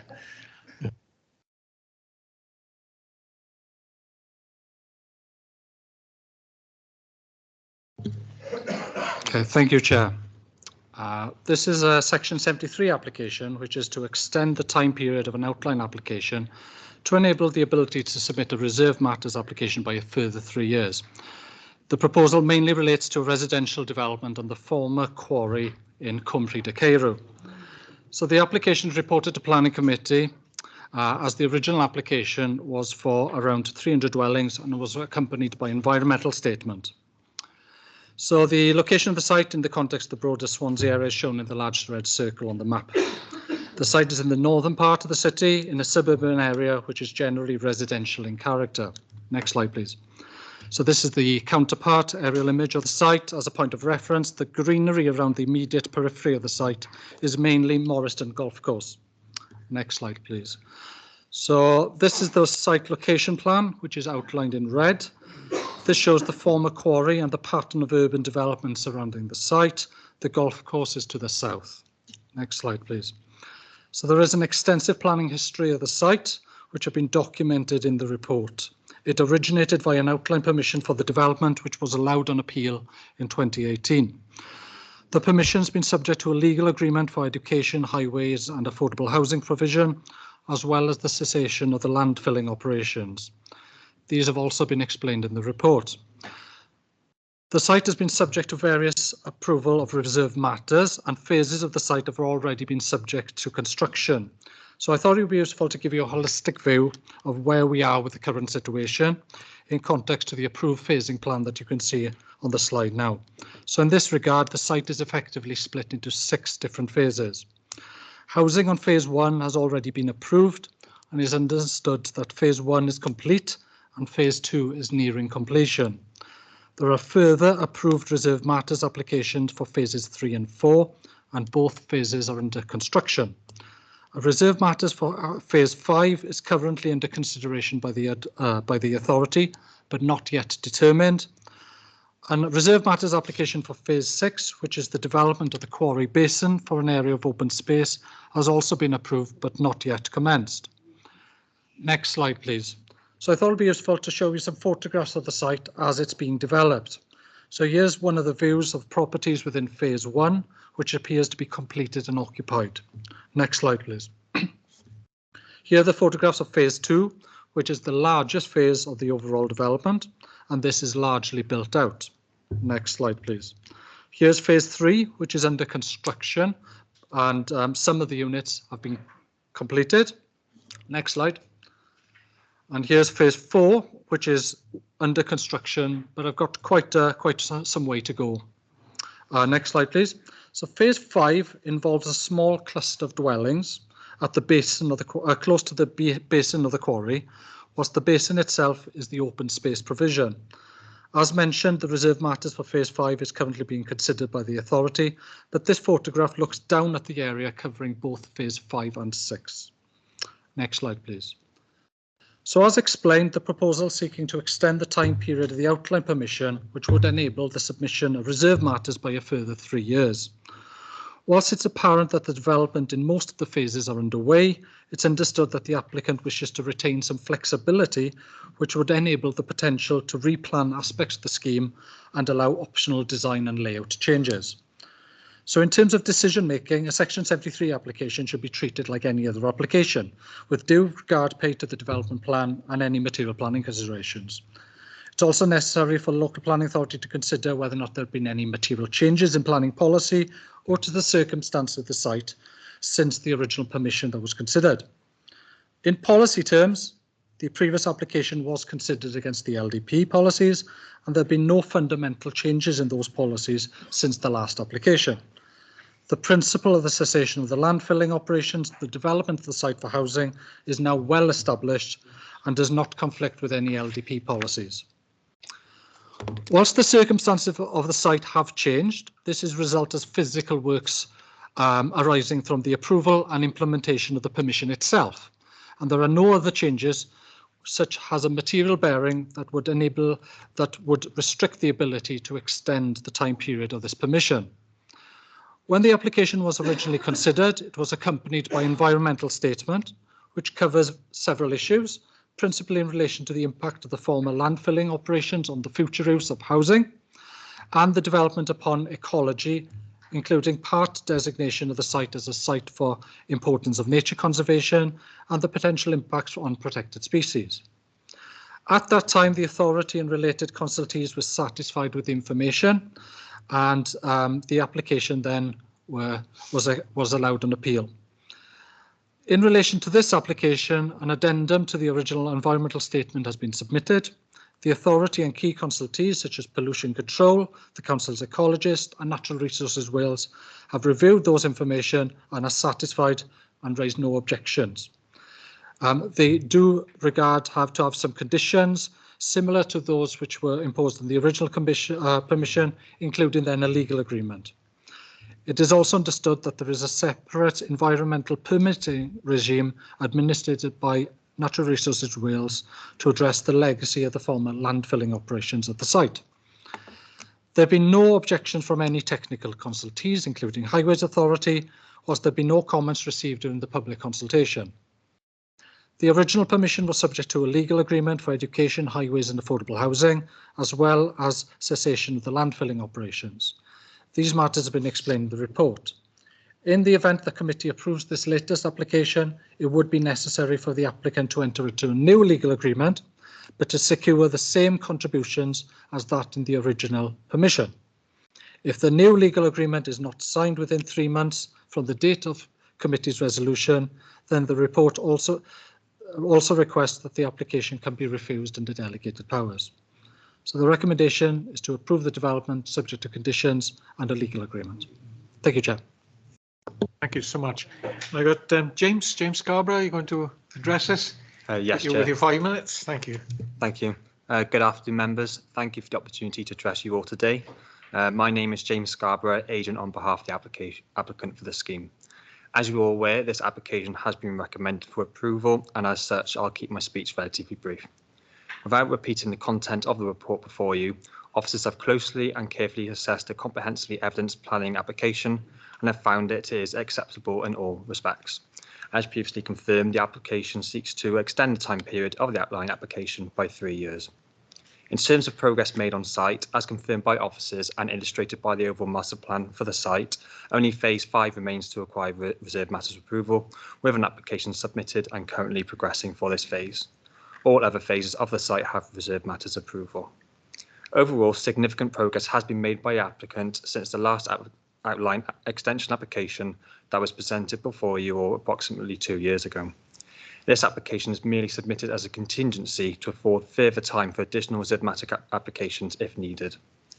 To support the application but before you all today, an environmental statement addendum was submitted to consider the original findings of the environmental impact assessment, which was undertaken as part of the outline planning application. The environmental statement addendum has objectively revisited the evaluations, assessments and conclusions drawn within the original assessments to ensure that they are still valid and that the recommendations and mitigation measures proposed remain appropriate. The two key issues that form the scope of the original environmental impact assessment related to landfill and ecology impacts. Both issues have been reassessed through this application by independent assessors who have confirmed that the findings, recommendations and mitigation measures set out in the original assessments remain valid and will continue to be implemented appropriately. Through extensive consultation with internal and external consultees, the scheme has been found to be acceptable in light of the ecology and landfill issues and in respect to all other material considerations. Consequently, there have been no technical objections raised by consultees towards the proposal, nor any third-party objections.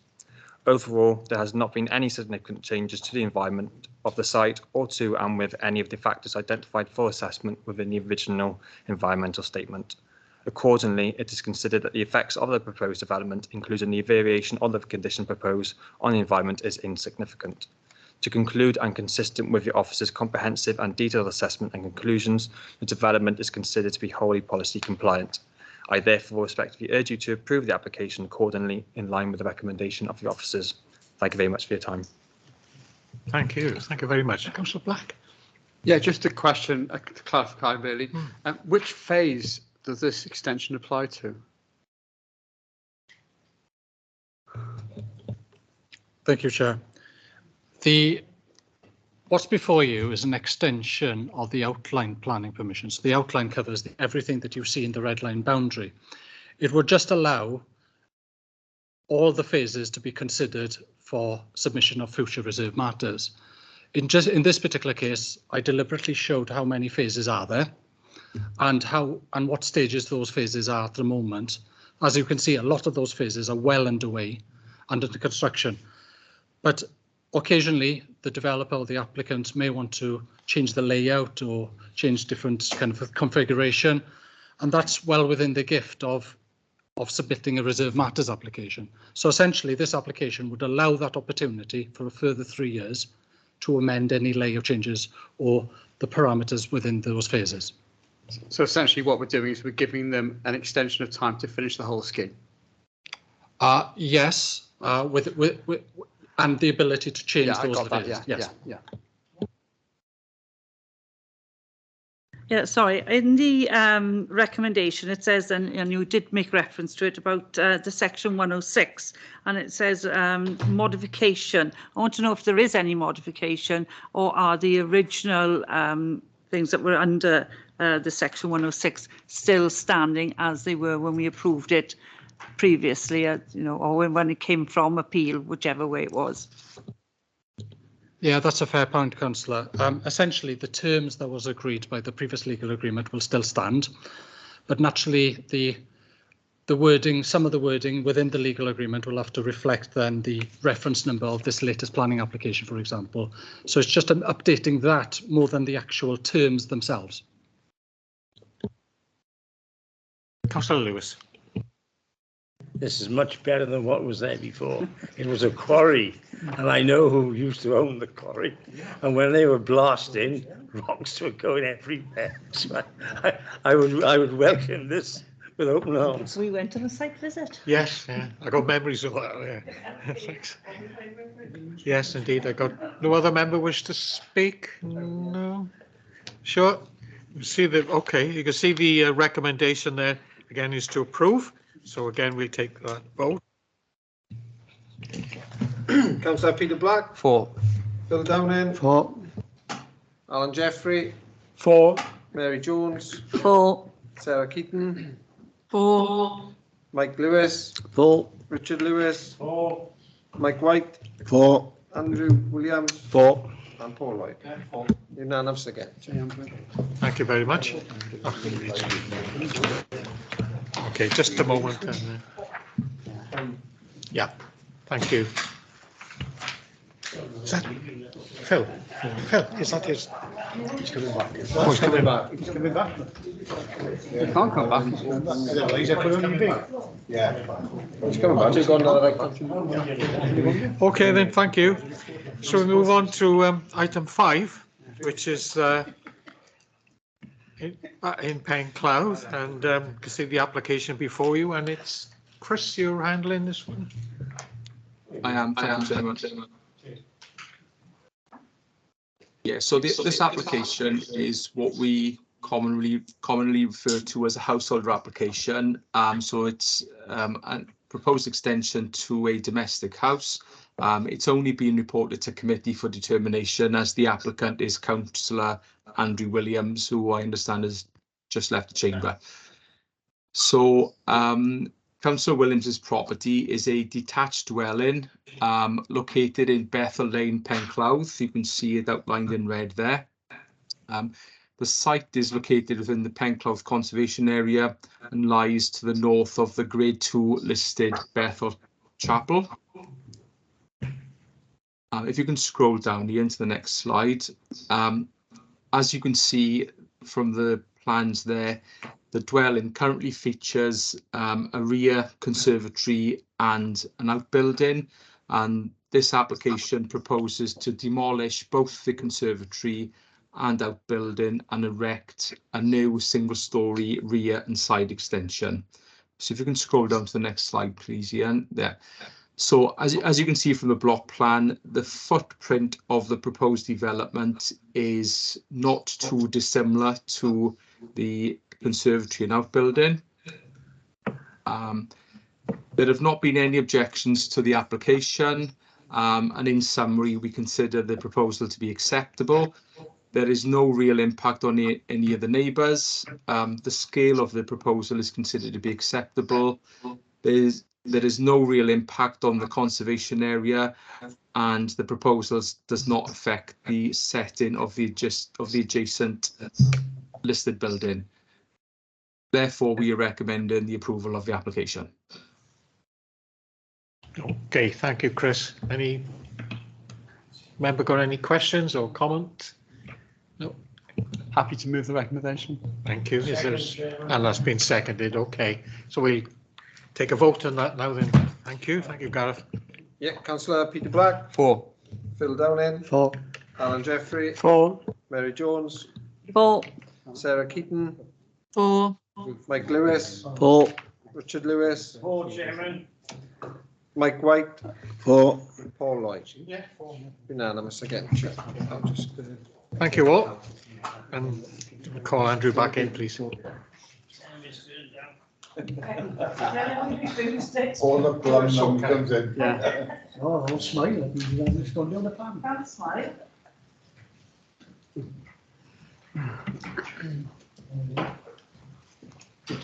Ten of each works, isn't it?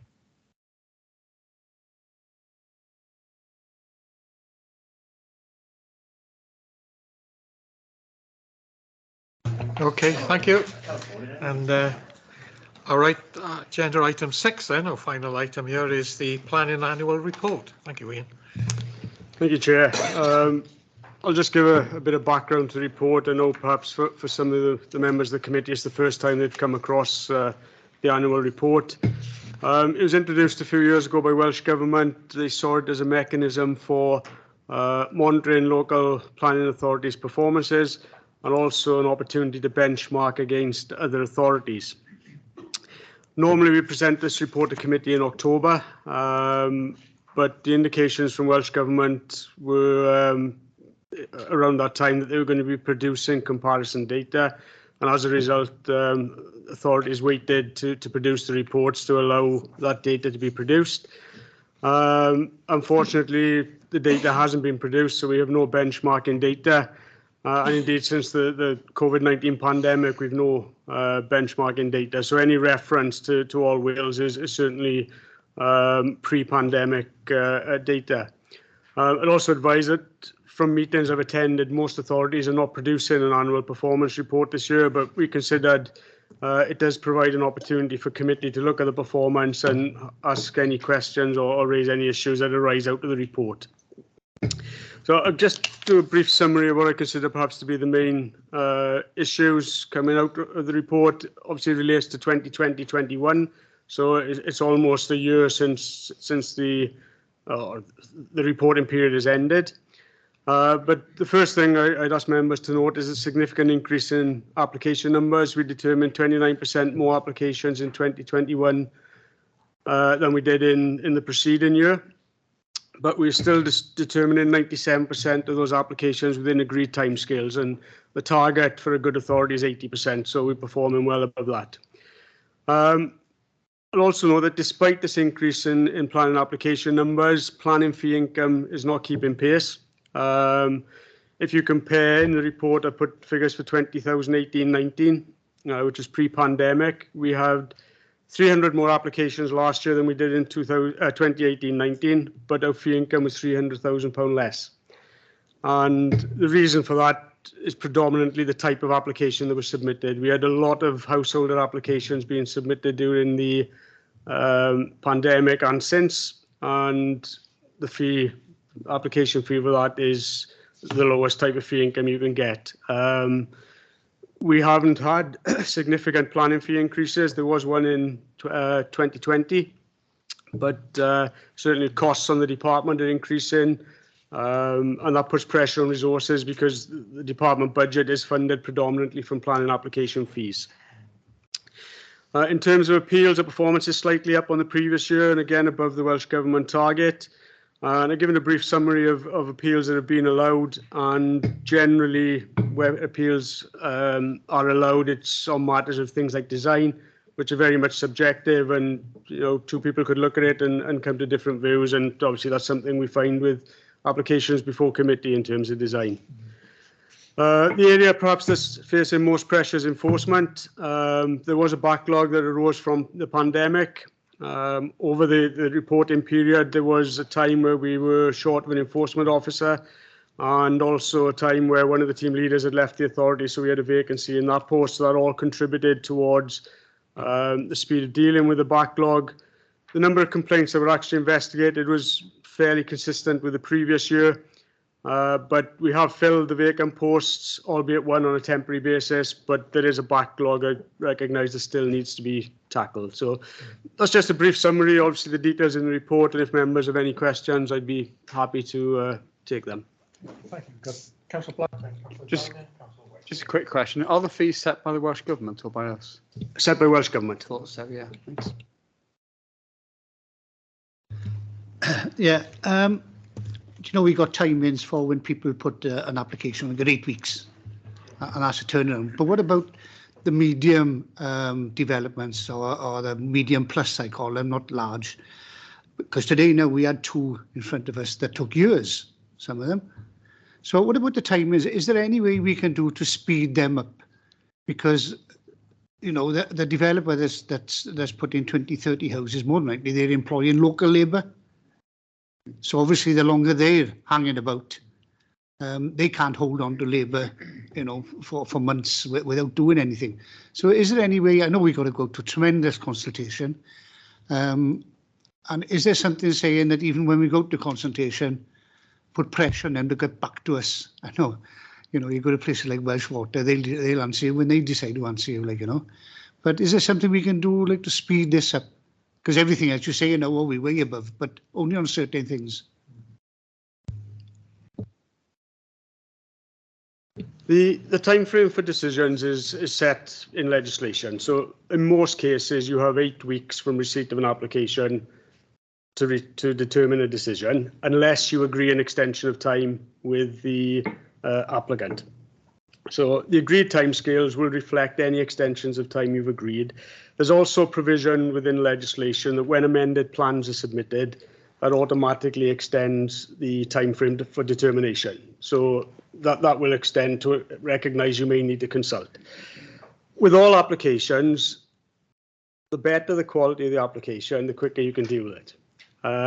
So if everything you require is submitted with an application and everything is satisfactory, it should be a reasonably quick period in which to determine the application. There will be times where there's insufficient information. and you have an option there. You have an option to refuse the application because it's not in a position to approve. So that could be done quickly.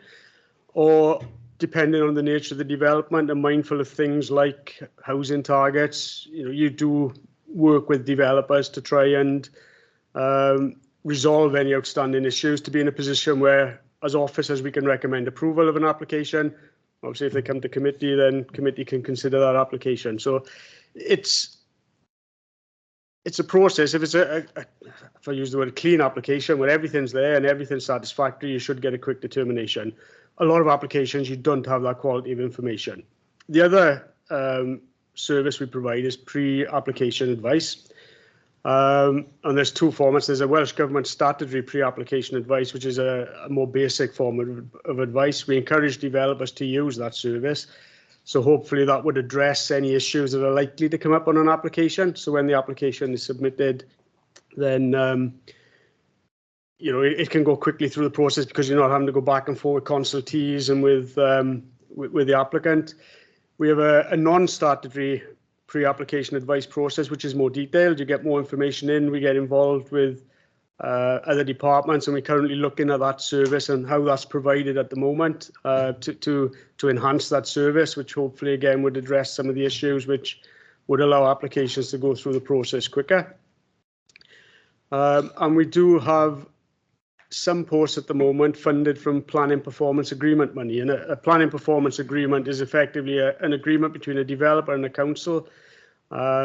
The developer agrees to certain actions at different parts of the process, whether that's pre-app process or during the application process, and the council agrees that they would respond within certain dates, and we have a certain number of meetings. Now, the money that comes from that process is used to fund 2 posts in my team.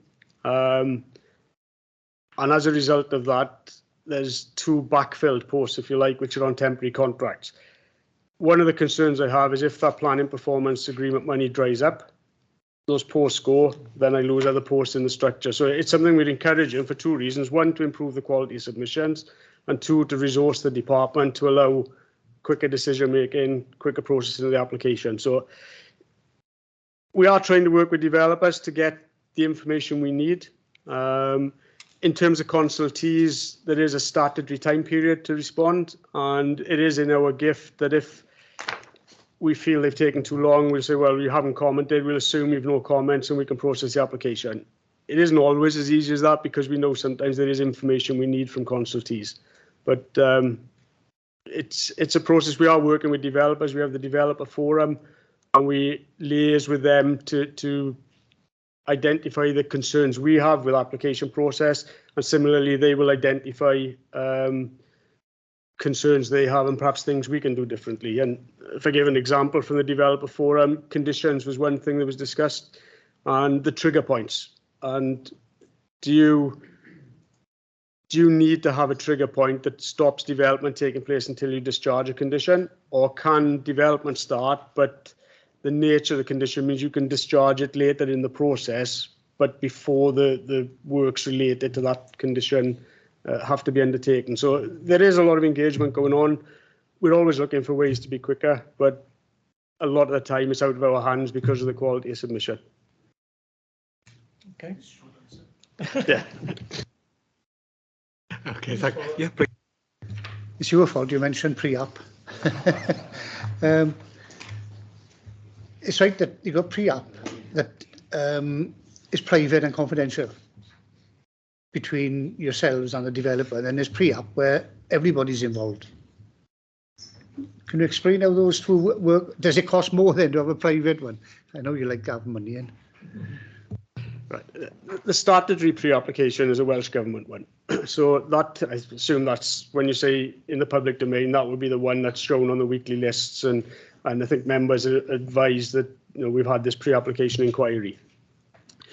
There is the non-statutory pre-app. The developer's under no obligation to do that. So there are more sort of restrictions on what can be made public. Everything could be subject of a request for information. You've got the Environmental Information Regulations, Freedom of Information Act, so people can request to see information. But there are exceptions and exemptions within those legislation which means that perhaps everything we have isn't always released to the public because commercial confidentiality, ongoing discussions that that could affect the development coming forward. So there is a difference in price. You pay VAT on one, you don't pay on the other, because one is a statutory service, so there's no VAT on that. And some of the services we provide, as I say, we go into a bit more detail on the non-statutory ones. So they pay extra because they get an extra service from the council, effectively. Well, thanks, Ian. Yeah, 12.2, yeah, regarding the issue with the number of enforcement cases, obviously points out the remnant and historic backlog of some cases, which clearly is the new PIs. Is there any, do you know how many are there of these cases? And also, is there a time scale where they're going to be sort of settled? I haven't got the exact figure in front of me. I think it's in the region of about 600 cases we've got at the moment. In terms of timescales, I assume you're referring to lawfulness and when a development becomes exempt from enforcement action. So we can take enforcement action any time up to the period of exemption. So for built development, it's 4 years from the completion of the development. And from change of use, it's 10 years. Other than a dwelling, if you change a property to a dwelling, it's 4 years. So we've got either 4 or 10 years to deal with a breach, depending on the nature of the breach.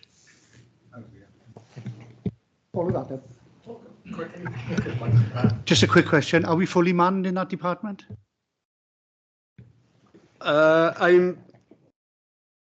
I'm fully staffed at the moment, although one of the contracts is temporary. Yeah, one of the contracts is temporary. And the split is actually 50-50 in terms of male and female. Yeah. But yeah, it's one contract is temporary. Obviously, if I can't renew that with budget pressures, that puts more pressure on the team. Yeah. Andrew. Yeah, just a quick one. Yeah, if you've got a constituent who's got an application that's been ongoing for 2.5 years, for example, and they don't seem to be getting anywhere, would we get in touch with the team leader for our area to see what's happening with that process then, or? Yeah, we can always provide feedback via the team leader or via myself, and we can have a look what the reasons are. Why is it taking so long? And is there something that's the ball's in our court, if you like, and we need to take action, or are we waiting for something from a developer or an agent? But yeah, the team leaders would be the first port of call, but otherwise you can come through me. All right. No one else wish to speak then? No. Thank you all. And thank you very much for the report as well, Ian. And we'll see thee again on 4th of April.